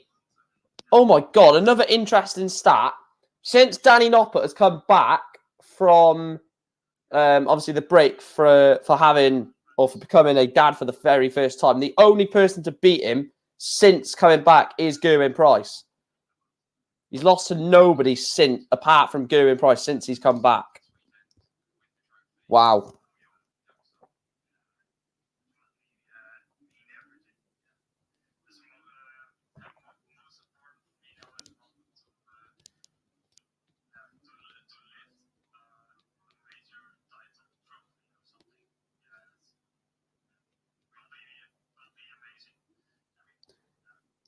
What's the chances he wins this, Danny Noppert? Because I'll tell you what, he is getting through games by not playing amazingly well. He's got past Damon Hector convincingly. He got past Danny Noppert. Shut up, Michael. He got past Dirk van Dijvenbode easily. He got past... who did he beat in the... I'm going to have a look. He beat someone 10-3 as well. Let me have a look.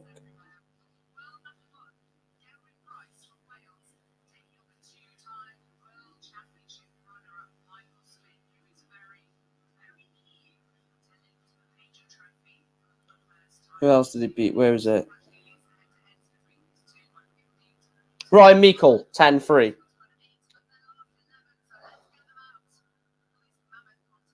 Wade-ish, yeah.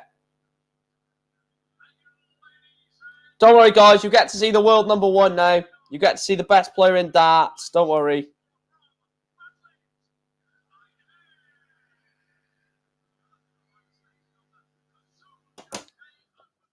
Right, we'll end the poll.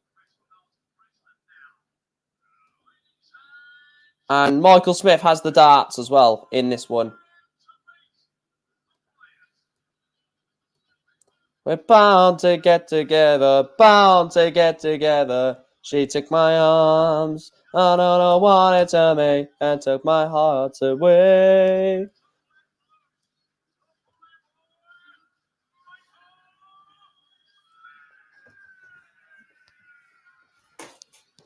Let's see what it said. 54% the vote went for Michael Smith. 46% went in favour of Gerwyn Price. We know why that is, don't we? Boo! For me, I'm just going to go out and say it now. This is the final. I may as well rename this the final. Because I think a lot of people are saying whoever wins this will become the UK Open champion, I think. But then again, there's 3 other players in here that deserve to be in the semi-finals, so you can't discredit them.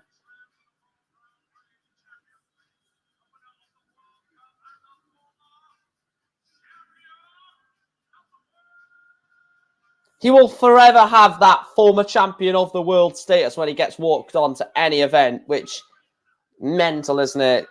Just still can't believe he won that world championship. He just blitzed through the field in that the 2020 world championships. Yes, he got, tough games against, I think it was Daryl Gurney, Brendan Dolan, Merv King gave him a run for his money, Jamie Lewis.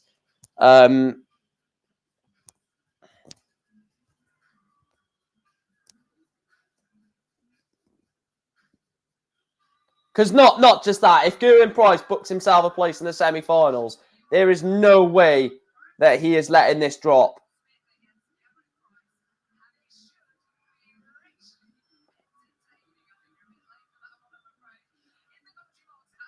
He's not going to marry you, love.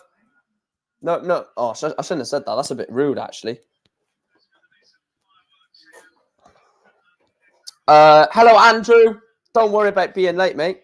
If Price wins this, give him the trophy and everyone should go home and have a takeaway instead. Of course I want Price to win, Chris, yeah.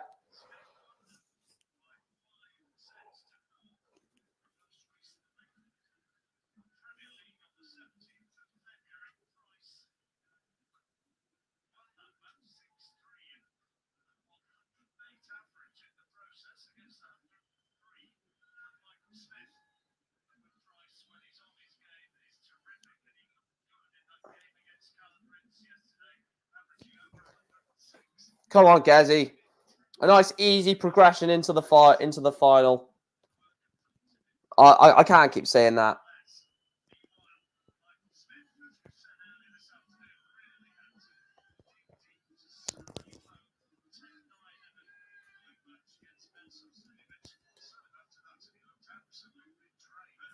It's a little too throw first. Game on.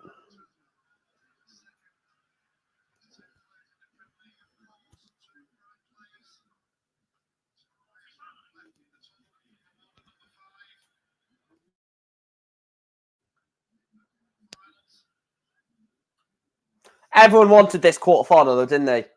Nobody wanted Gerwin Price and Michael Smith to be separated in the draw. They all wanted them to be drawn against each other, so it gave everyone else a massive chance.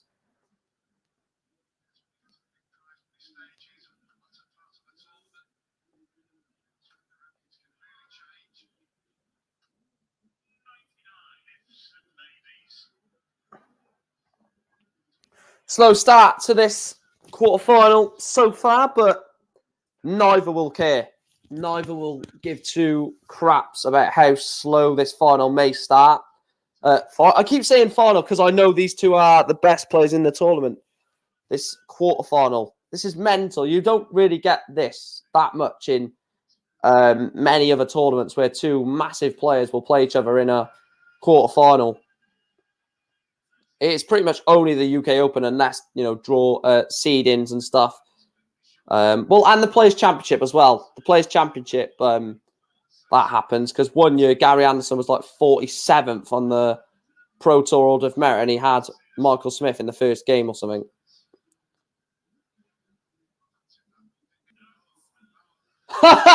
Michael Smith has busted his score. 78 for Gezi for a breaker throw. 20 for tops for 1-0. Ooh. So Michael Smith, don't bust it now, Michael.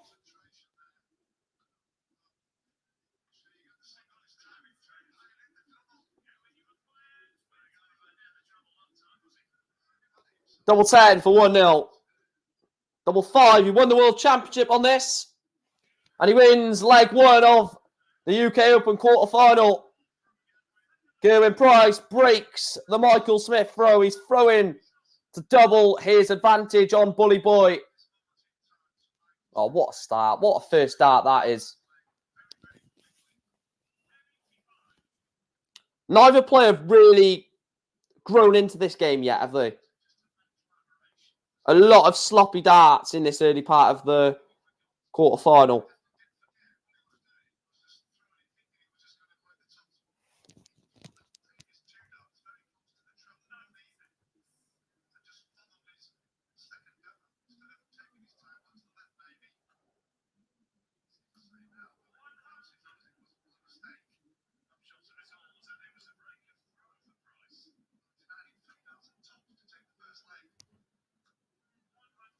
$140 from Gezi.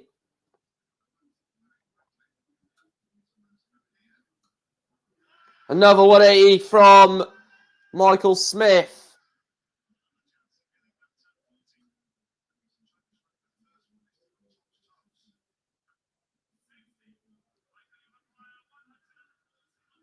$140 left for Michael Smith to break back. Double 10. What a shot that is from Michael Smith. Breaks straight back against Gerwin Price. It's 1-1. What a shot. 140, 60, 60, double 10. It's a hell of a shot from Michael Smith. Fair play to him. Follows up with a 59. See, the consistency is not there, is it? A massive finish like that, and you'd expect to stay in the treble 20 bed or at least pick up a ton.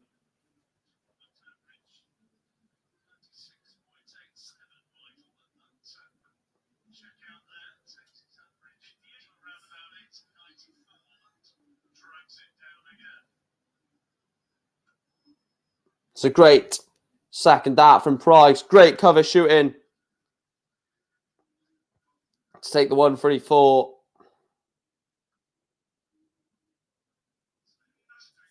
96. You'd say advantage Price, but then again, depends what you're going to hit here. 99. We're 50 subscribers away, guys, from 2.5k. If you can hit the subscribe, or 51. If you can hit the subscribe button, that will be massively appreciated if you're watching this and you haven't done so already. And if you can hit the like button as well, if you haven't already, that'll be massively appreciated. Past 20 likes, which is always the target.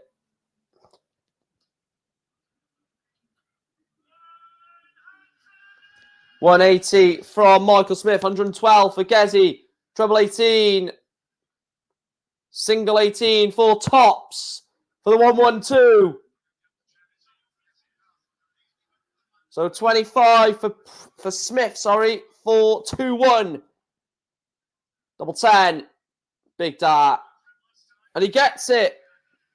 Michael Smith holds the throw, leads Gerwyn Price. 2-1 in this fourth quarterfinal, sorry.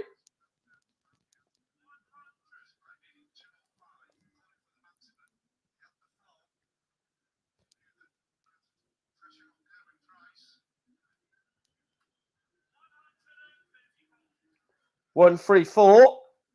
Oh, this is brilliant from Price. Oh, is that second dart, Gerwyn? Only a ton.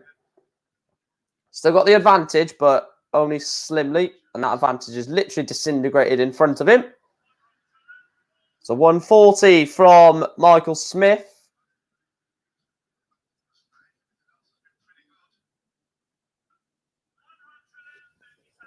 $137 from Gerwyn Price. Michael Smith. That first dart from Smith is so straight. Oh, Gezi. Just need a treble, mate. 80 to leave, 84. 132 for 3-1.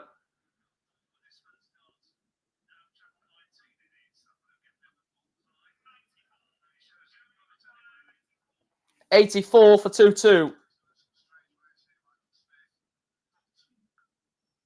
14 for the bullseye. Oh, there's the roar from Gerwyn Price. The holder throw, a level game, 2-2. And he hands the pressure baton straight back to Michael Smith. I'll tell you what, this could be a very intriguing quarterfinal.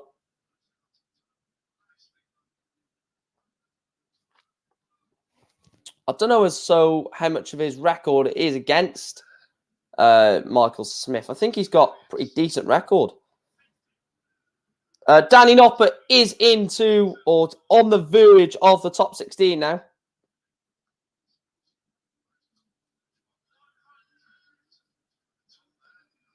The lowest ranked player left in the tournament is the 52nd in the world, Keane Barry.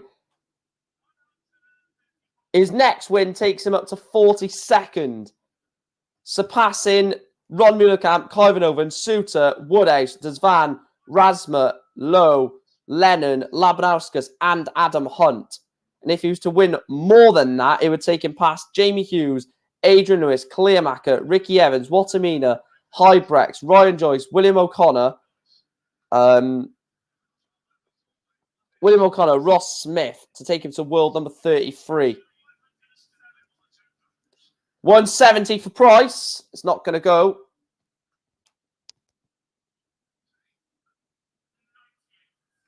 $98 from Price to leave 72. He's already taken out the 140, Michael Smith. Can he take it 150? No.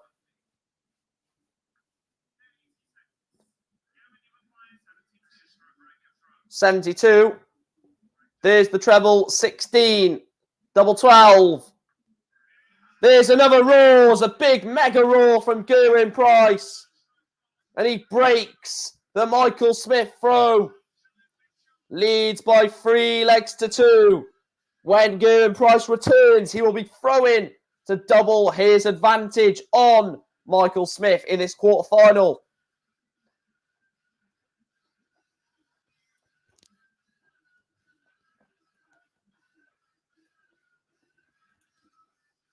That from Gerwyn Price is excellent. Clutch finishing, isn't it? Wait, what is Man City's team? Because I haven't actually seen Man City's team. I could do this whilst it's on the break. I bet Man City's team is just ridiculously good, isn't it? Where's it gone? Oh, these bloody adverts do my head in.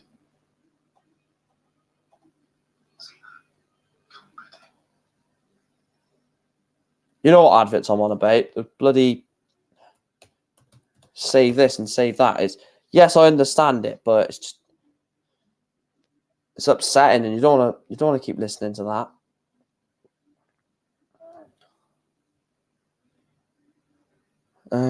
Why is this not?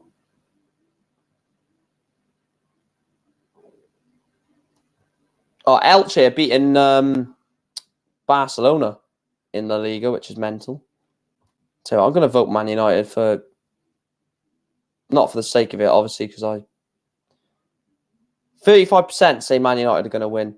Right, so they're going with Edison, a back four of Kyle Walker, John Stones, Laporte, and Cancelo, Grealish, Rodri, and De Bruyne, Mahrez, Foden, Bernardo Silva.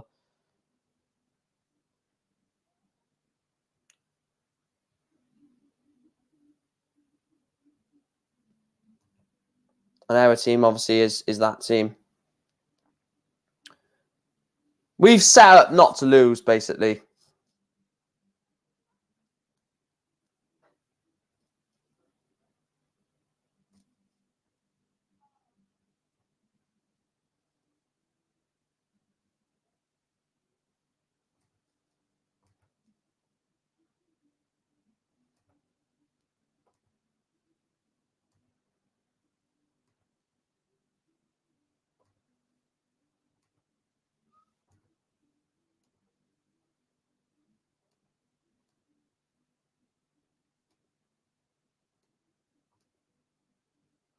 Come on, United, let's win today and let's go Michael Smith.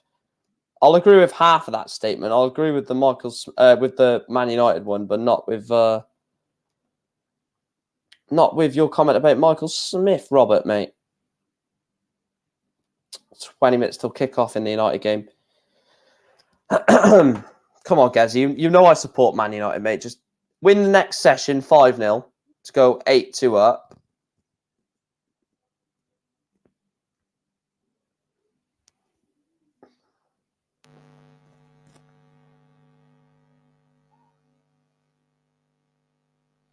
Right, let's see what the vote says for that ground hop. I'm definitely going to do that ground hop, whoever it is, anyway. 230. Yeah, it's mental. Swans, Birmingham.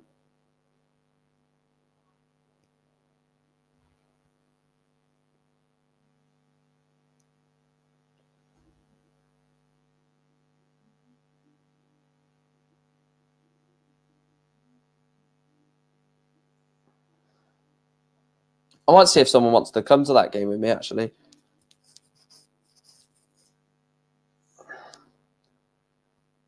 I'm muting out.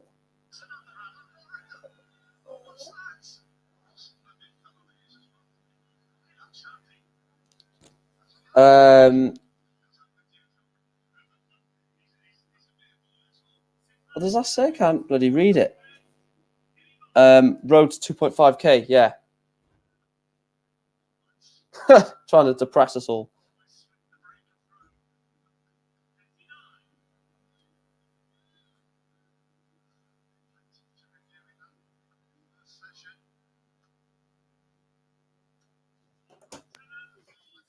$140.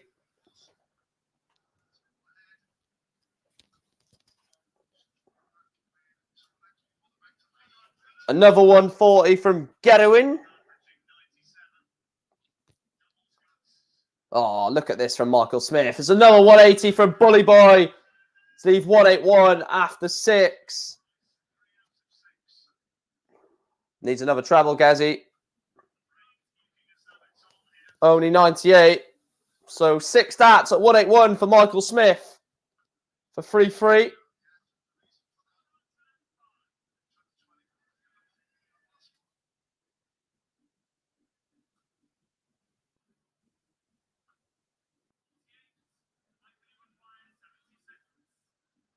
$76 for 3-3. He's missed it. Oh, this would be something special. 156 to go 4-2 up. 156, sorry, not 146. 156. No, can't do it.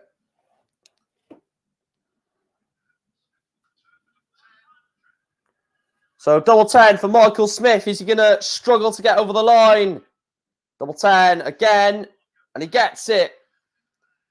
3-3.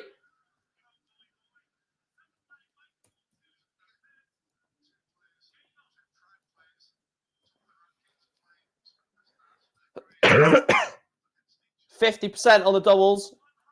3 out of 6 for both of them.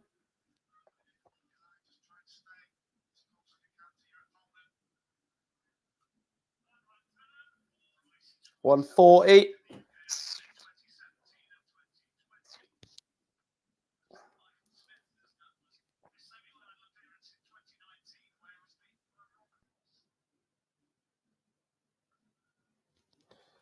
What a surprise. The best Michael Smith has got is a semi-final in this. Pretend to be shocked, using Chris's saying there.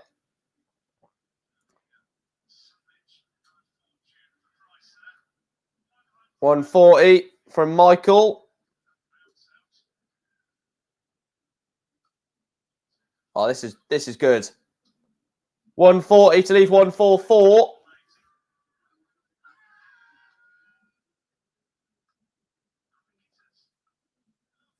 Only 40. He's left a big fish, but Michael will not be too happy with that. Oh, Price is having a stinker here. 64 from Gezi to leave 80. Michael Smith needs the big fish, which he's not going to get. So Gerwin Price, 80 for a break of throw. Another one of them for tops. Tops. Big dart. And there's the raw to match.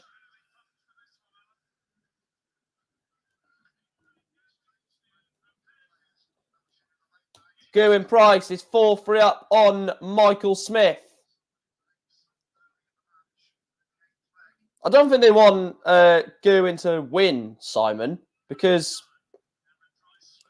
they've gave him the worst, the best possible player they gave him in the quarterfinals. If he had like Sebastian Bialacki, for example, everyone would just be like, oh, look, giving him the unknown player, Bialacki or Keane Barry. They've literally gave him the best possible player they could have given him. So if you want to say the draw's fixed, you could say you want Peter Wright to be the world #1. That's the only way you could possibly argue that, but even that doesn't make sense.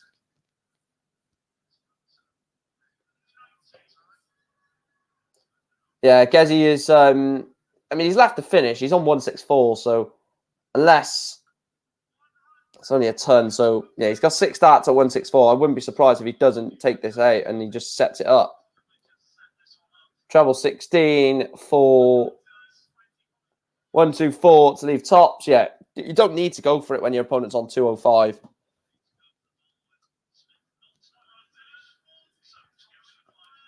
So tops. It's a good marker. It was a good marker because Gerwin Price has gone 2 in front of Michael Smith. It's 5-3. Gerwin Price is halfway into the semi-final.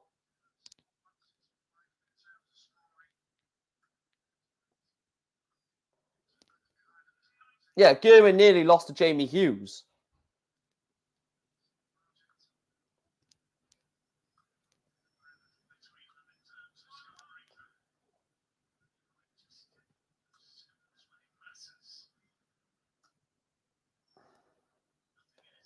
Yeah, just under a ton average for both. Michael Smith, 97 98.01. Gerwin Price, 98.66 on the average. So it's barely anything. Oh, look at this from Gerwin Price. This is ridiculous. Another 180 from Gerwin Price. Leaves 88. He says to Michael Smith, you need to take out the 161, pal. And he can't do it. So 88 for 6-3. Double 14 for 6-3. There's the roar again. Gerwin Price is on a mission. He's 6-3 up on Michael Smith.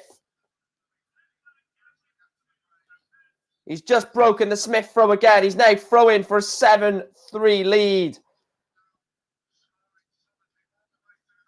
Smith is not an easy opponent.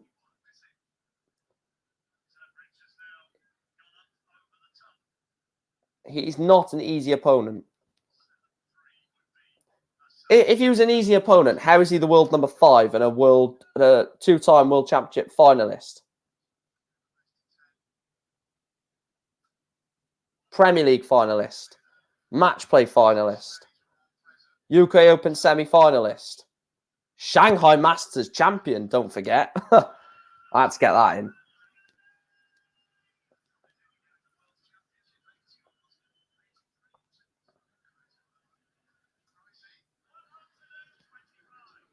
That last dart, Gerwin Price has dropped his head. You could tell he was just furious with that last dart in single 5. It's a 1-2-5, and I'd bloody take a 1-3-5. The most difficult opponent on paper at this stage, and he's averaging higher than any other player so far in the quarterfinals, other than Price himself. What a shot this is! Oh, Michael Smith takes out the 1-2-6. Treble 19, treble 19, double 6. What a shot that is from Michael Smith. 6-4 after 10. When we get back from the break, we will throw until the finale of the game. Yeah, let's just bury Simon in the mud here. Let's have a look at the averages. Let's have a look at the stats after 10 legs. Because apparently Michael Smith is the easiest possible player to draw. So let's just have a look at a few stats to clarify my point and everyone else's point in the chat. So 6-4, that is for start, shows that he's in the game. Michael Smith just broke Gerwin Price. He's now, when he returns, he'll be throwing for 6-5. So that's one stat. On the 180s, Michael Smith is 5 to Gerwin Price's 1. 11 140s plus compared to Gerwin Price's 7. 24 100 plus compared to 19. Oh, not these charity adverts again. My God. Check out percentage, 57%. 4 out of 7. Yes, Gerwin's is 60%, 6 out of 10, but obviously he's 2 legs in front. Of course, he is going to have a better check-out percentage. Michael Smith has taken out a 140, a 126, and something else. I can't remember what else. And he's averaging more than Gerwin Price, 101 average compared to Gerwin's 100 average. So I don't get where the comparison is that this is the easiest draw.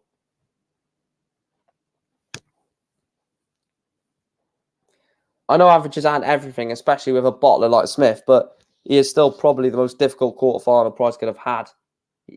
He's won nothing. What does that have any? Does that have any relevance in this game? The fact that he's not won anything. You could say that Keane Barry won nothing against James Wade, but turned him over and slapped him 10-4, wasn't it? Or 10-5. 10-4, I think it was. So no opponent is easy in a quarterfinal of a major. Sebastian Bialacki took William O'Connor to a deciding leg. Even when Danny Noppert was on the verge of like a 10-3 win over Damon Heta, Damon Heta wouldn't die down. He got it to like 10-9, 4-9-5, and then 10-4 Barry, and 10-5 Heta. He was 9-3 up, Danny Noppert, and Heta kept throwing. Well, I mean, he got lucky with Danny Noppert missing, but Let's not get that wrong. Danny Hopper did miss a lot of darts in the last couple of legs of that one before he eventually won the game. But to say he's the easiest opponent is pathetic, actually.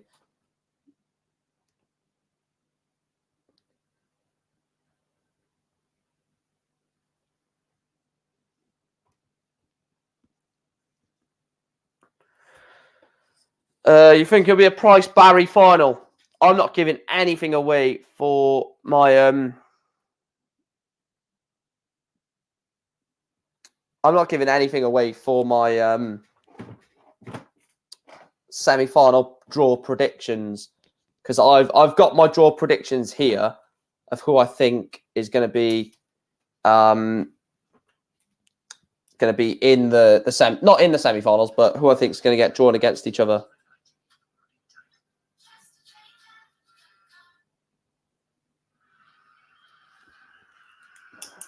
It doesn't matter. Well, it kind of does, mate, but all right. I bet you his favourite player is bloody Fallon Sherrock.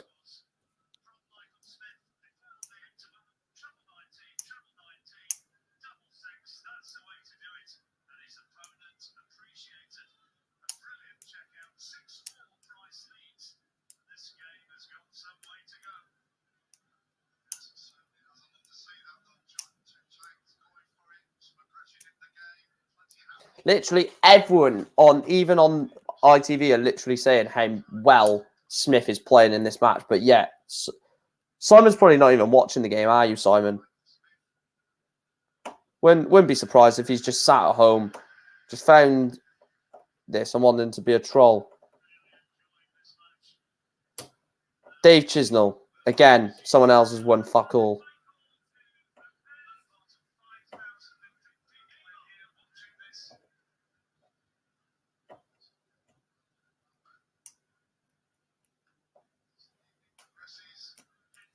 What a hypocrite. What a hypocrite.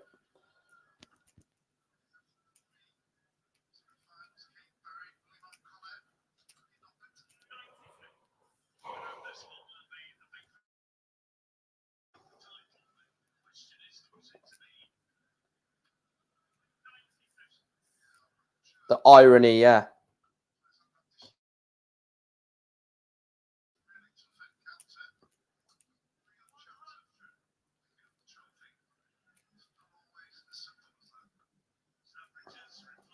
Yeah, both averaging a ton.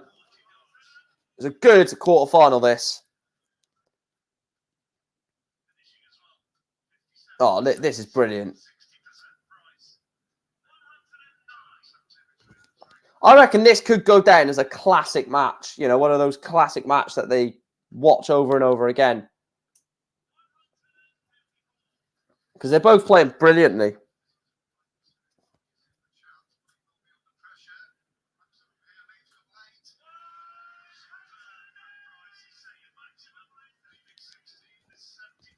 So 73, double 8, double 4 has to go, Mike Smith. It doesn't. Gerwyn Price wants 16 to break the throw. Double 8. It's a big dart, this. Double 4, the exact same target. Smith just missed. And Price misses it too.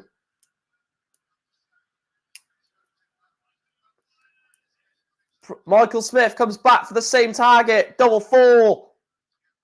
And now he takes it. Michael Smith goes within 1. It's only a holder throw. He still has to break Gerwyn Price in this match. But as long as he's holding his throw, Michael Smith, it gives him a massive advantage. He only has to break once.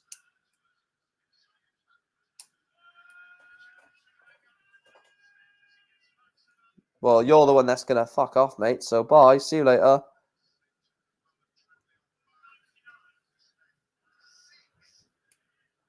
Bye.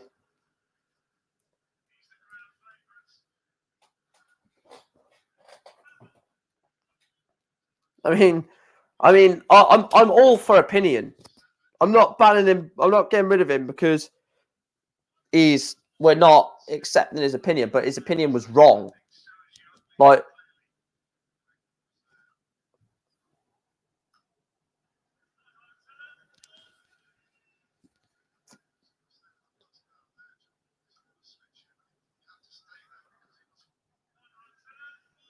140 to leave 70. 124 for Michael Smith.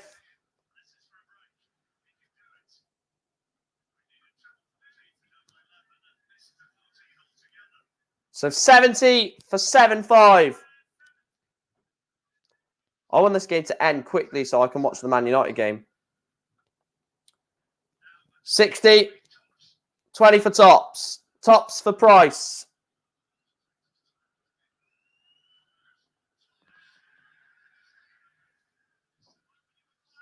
Wow. Michael Smith wants Tops. Michael Smith takes Tops. Oh, God, I'm getting nervous here. I said he needed one break. Michael Smith doesn't need to break Gerwyn Price at all in this match.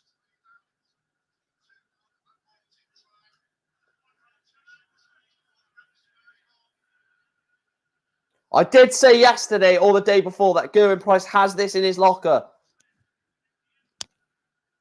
He has this odd game in his locker where he will tail off towards the end of a match. He done it in the Players' Championships against Brendan Dolan. Started electric against Dolan. Everyone said he's going to win 10-2, 10-3. And Brendan Dolan turned him over. And he's just come back and saying, shut up, Michael. Because he's just hit another 180. Oh, I just seen the throwback Gerwyn Price shirts. Remember those blue ones, that blue one that he had? His blue shirt when he first sort of played. That was mental, that was, seeing that old shirt. God, that must be like 2016, 2015, something like that. 140.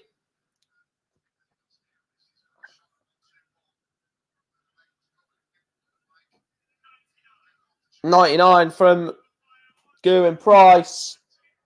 Michael Smith wants 1-2-1 to lead the world number 2. Well, number 1, sorry. He will be the world number 2 if he loses. Trouble 11, double 14. What a shot! Michael Smith takes out the 1-2-1. And he leads the world number 1 by 7 legs to 6. It was an opponent? It was an opinion that made no sense. Exactly, yeah.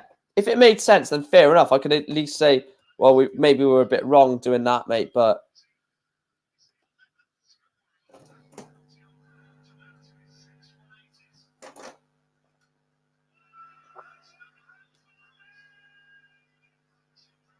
I'm going to have to put the Man United game on my phone for the time being.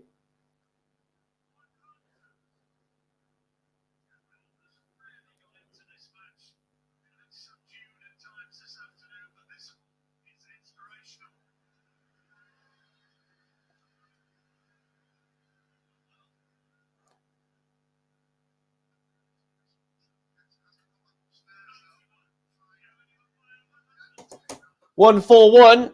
Can't do it.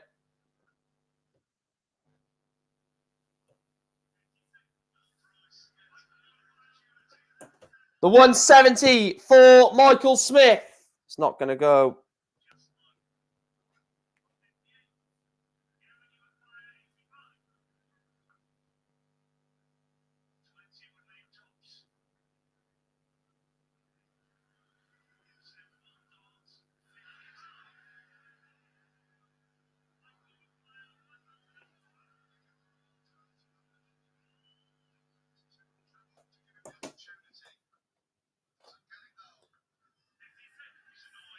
Gerwyn Price, double 10 for 7 all. Big dart.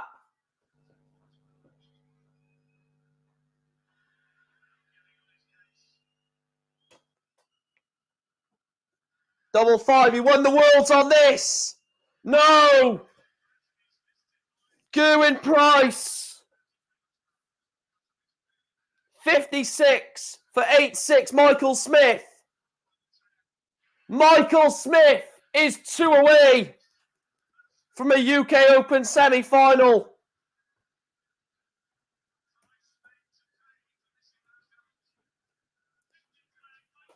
Michael Smith is 2 away from a UK Open semi-final place.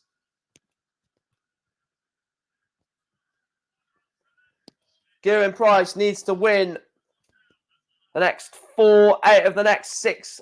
4 out of the next 6 legs. 4 out of 5.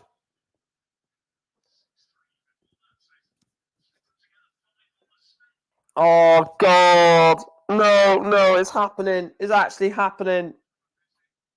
Please, no. Only a 64 visit. It's actually going to happen, isn't it? It's actually going to happen. The world number 1 is on the line.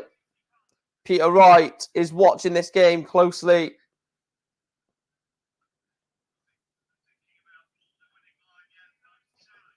I swear to God, I hope Michael Smith gets battered in the next round. I hope he gets absolutely obliterated. Dickhead.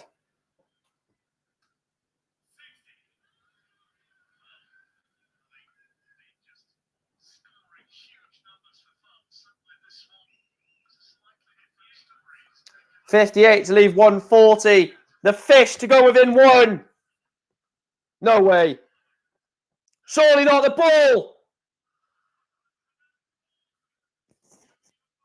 140 scored. He's missed.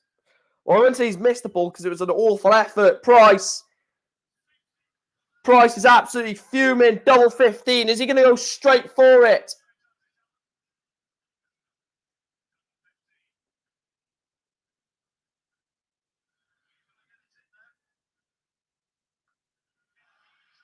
That's a big miss. That is a big miss. 20 for tops. Tops for Gerwyn Price. Oh my God, he's only at 41. What is going on? What has happened to Gerwyn Price? He's taken it. 9-6.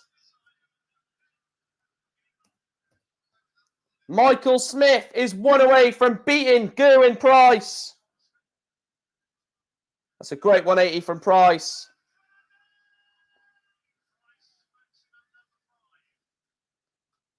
Oh, don't you dare reply with a max. He does! Back-to-back 180s in this leg.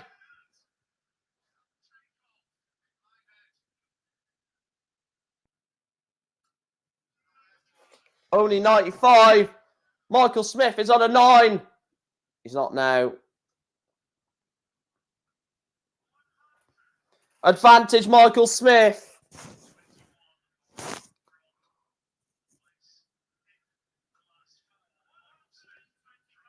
One, two, 5 to leave 101.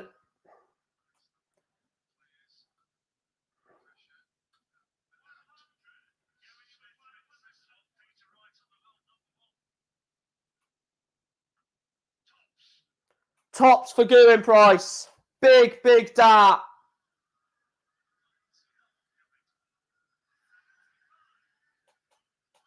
No. 1-2-1 is the shot. It's not going to go. Gerwyn Price is living on dangerously. Double 13 has to go. And it does go.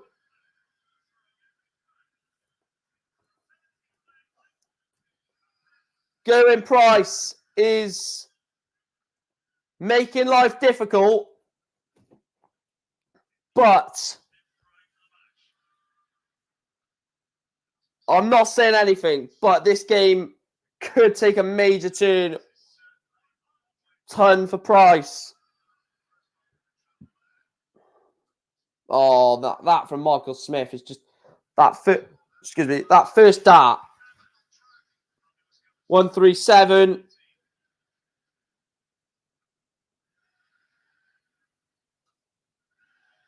Only 40 from Price.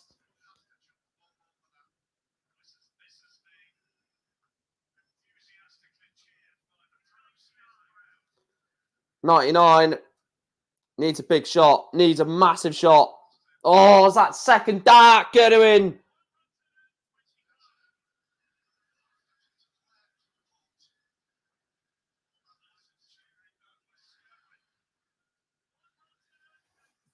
$137 to leave 70. Price could be throwing his final darts as it stands as the world number one. Is that the final dart he will throw as the world number one? Treble 18. He's gone that route. Michael Smith beats Gerwyn Price in an absolute classic quarterfinal. A 10-7 win for Bully Boy.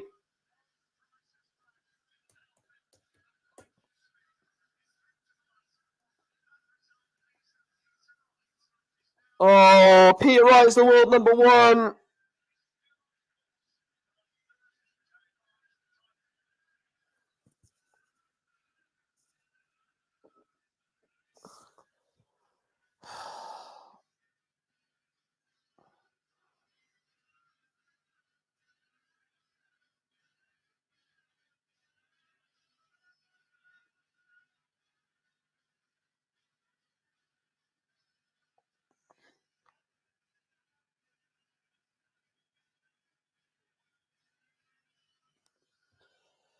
Wow. Peter Wright is your new world number one.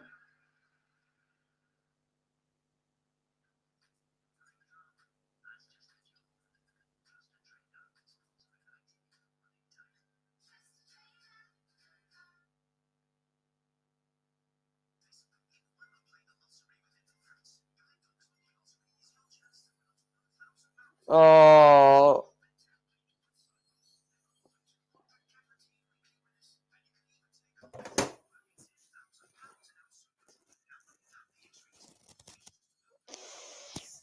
Oh, God, that hurts. That hurts. Just seeing that dart going at double 10. Peter Wright is the new world number one. Oh, that hurts.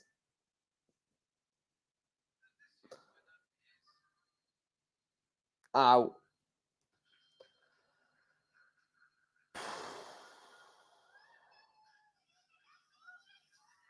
It was the crowd, to be fair.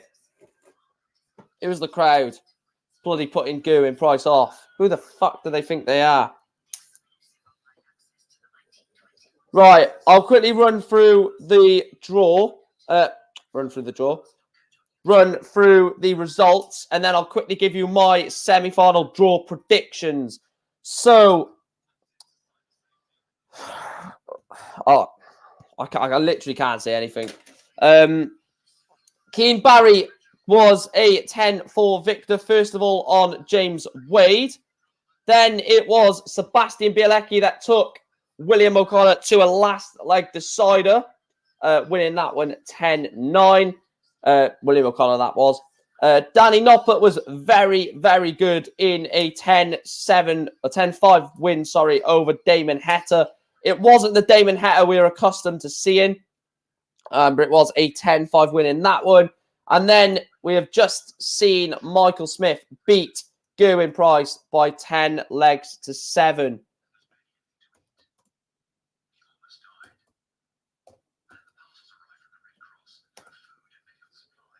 Oh, it's 1-0 Man City already. Oh, my God. I literally haven't even seen that. Yeah. Say goodbye to our season. Say goodbye to our season. Our season's dead and buried. Oh, fucking hell. What a shit day, man. What a fucking shit day. Gerwyn Price is now dropped down to world number 2. Man United are losing after 5 minutes in the Manchester derby. Michael Smith is going to win the tournament, is he? It is just set up for Michael Smith to win the tournament after beating Price. What a shit day. What a crap day. The only English player left in the tournament is going to be the bloody Englishman that wins it, isn't it? Just to really piss me off. Oh, today's a shit day, honestly. Get me to bed. I have to relive this all again, though, on the podcast on Tuesday. So it is literally irrelevant forgetting about it, because I'm going to have to set up the... Oh, piss off, Jackie Oatley. Piss off, Jackie Oakley. What do you bloody know about darts? You bloody got a script right in front of you, love. You don't know fuck all. Trying to tell us like she knows what she's actually on about. She's just reading off the bloody screen.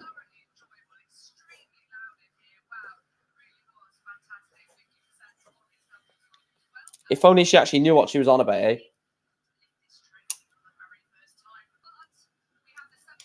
Right, the semi-final draw. Please, Michael Smith, draw. Well, I don't know.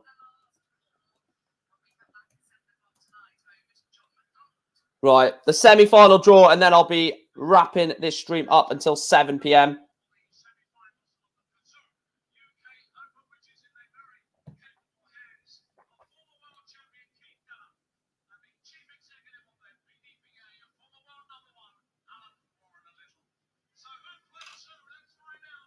Right, the semi-final draw then.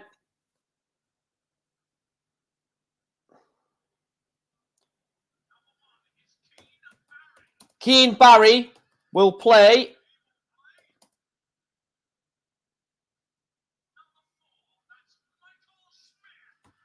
Michael Smith.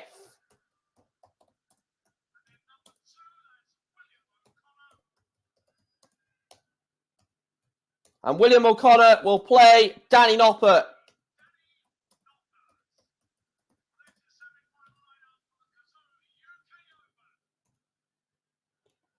The draw for the 2022 UK Open semi-finals will be Keane Barry against Michael Smith and William O'Connor taking on Danny Noppert. I do just want to say a massive shout out to every single one of you that has tuned in. Winning is, tuning in for today, liking, commenting, subscribing, all that good stuff. Today has not been a very good day, so I'm going to quickly jump out of here, have some dinner, and then prepare for the evening session. I will see you guys in the evening session at 7 p.m. The link is pinned. Go over there now, drop it a quick like, and get ready for the evening session. And I will see you at 7 o'clock. I'm fuming. I need something to eat, and I need to not talk about darts for a bit and just focus on Man United getting battered by Man City. Great. I'll speak to you at 7, guys. Thank you. Take care. See you at 7.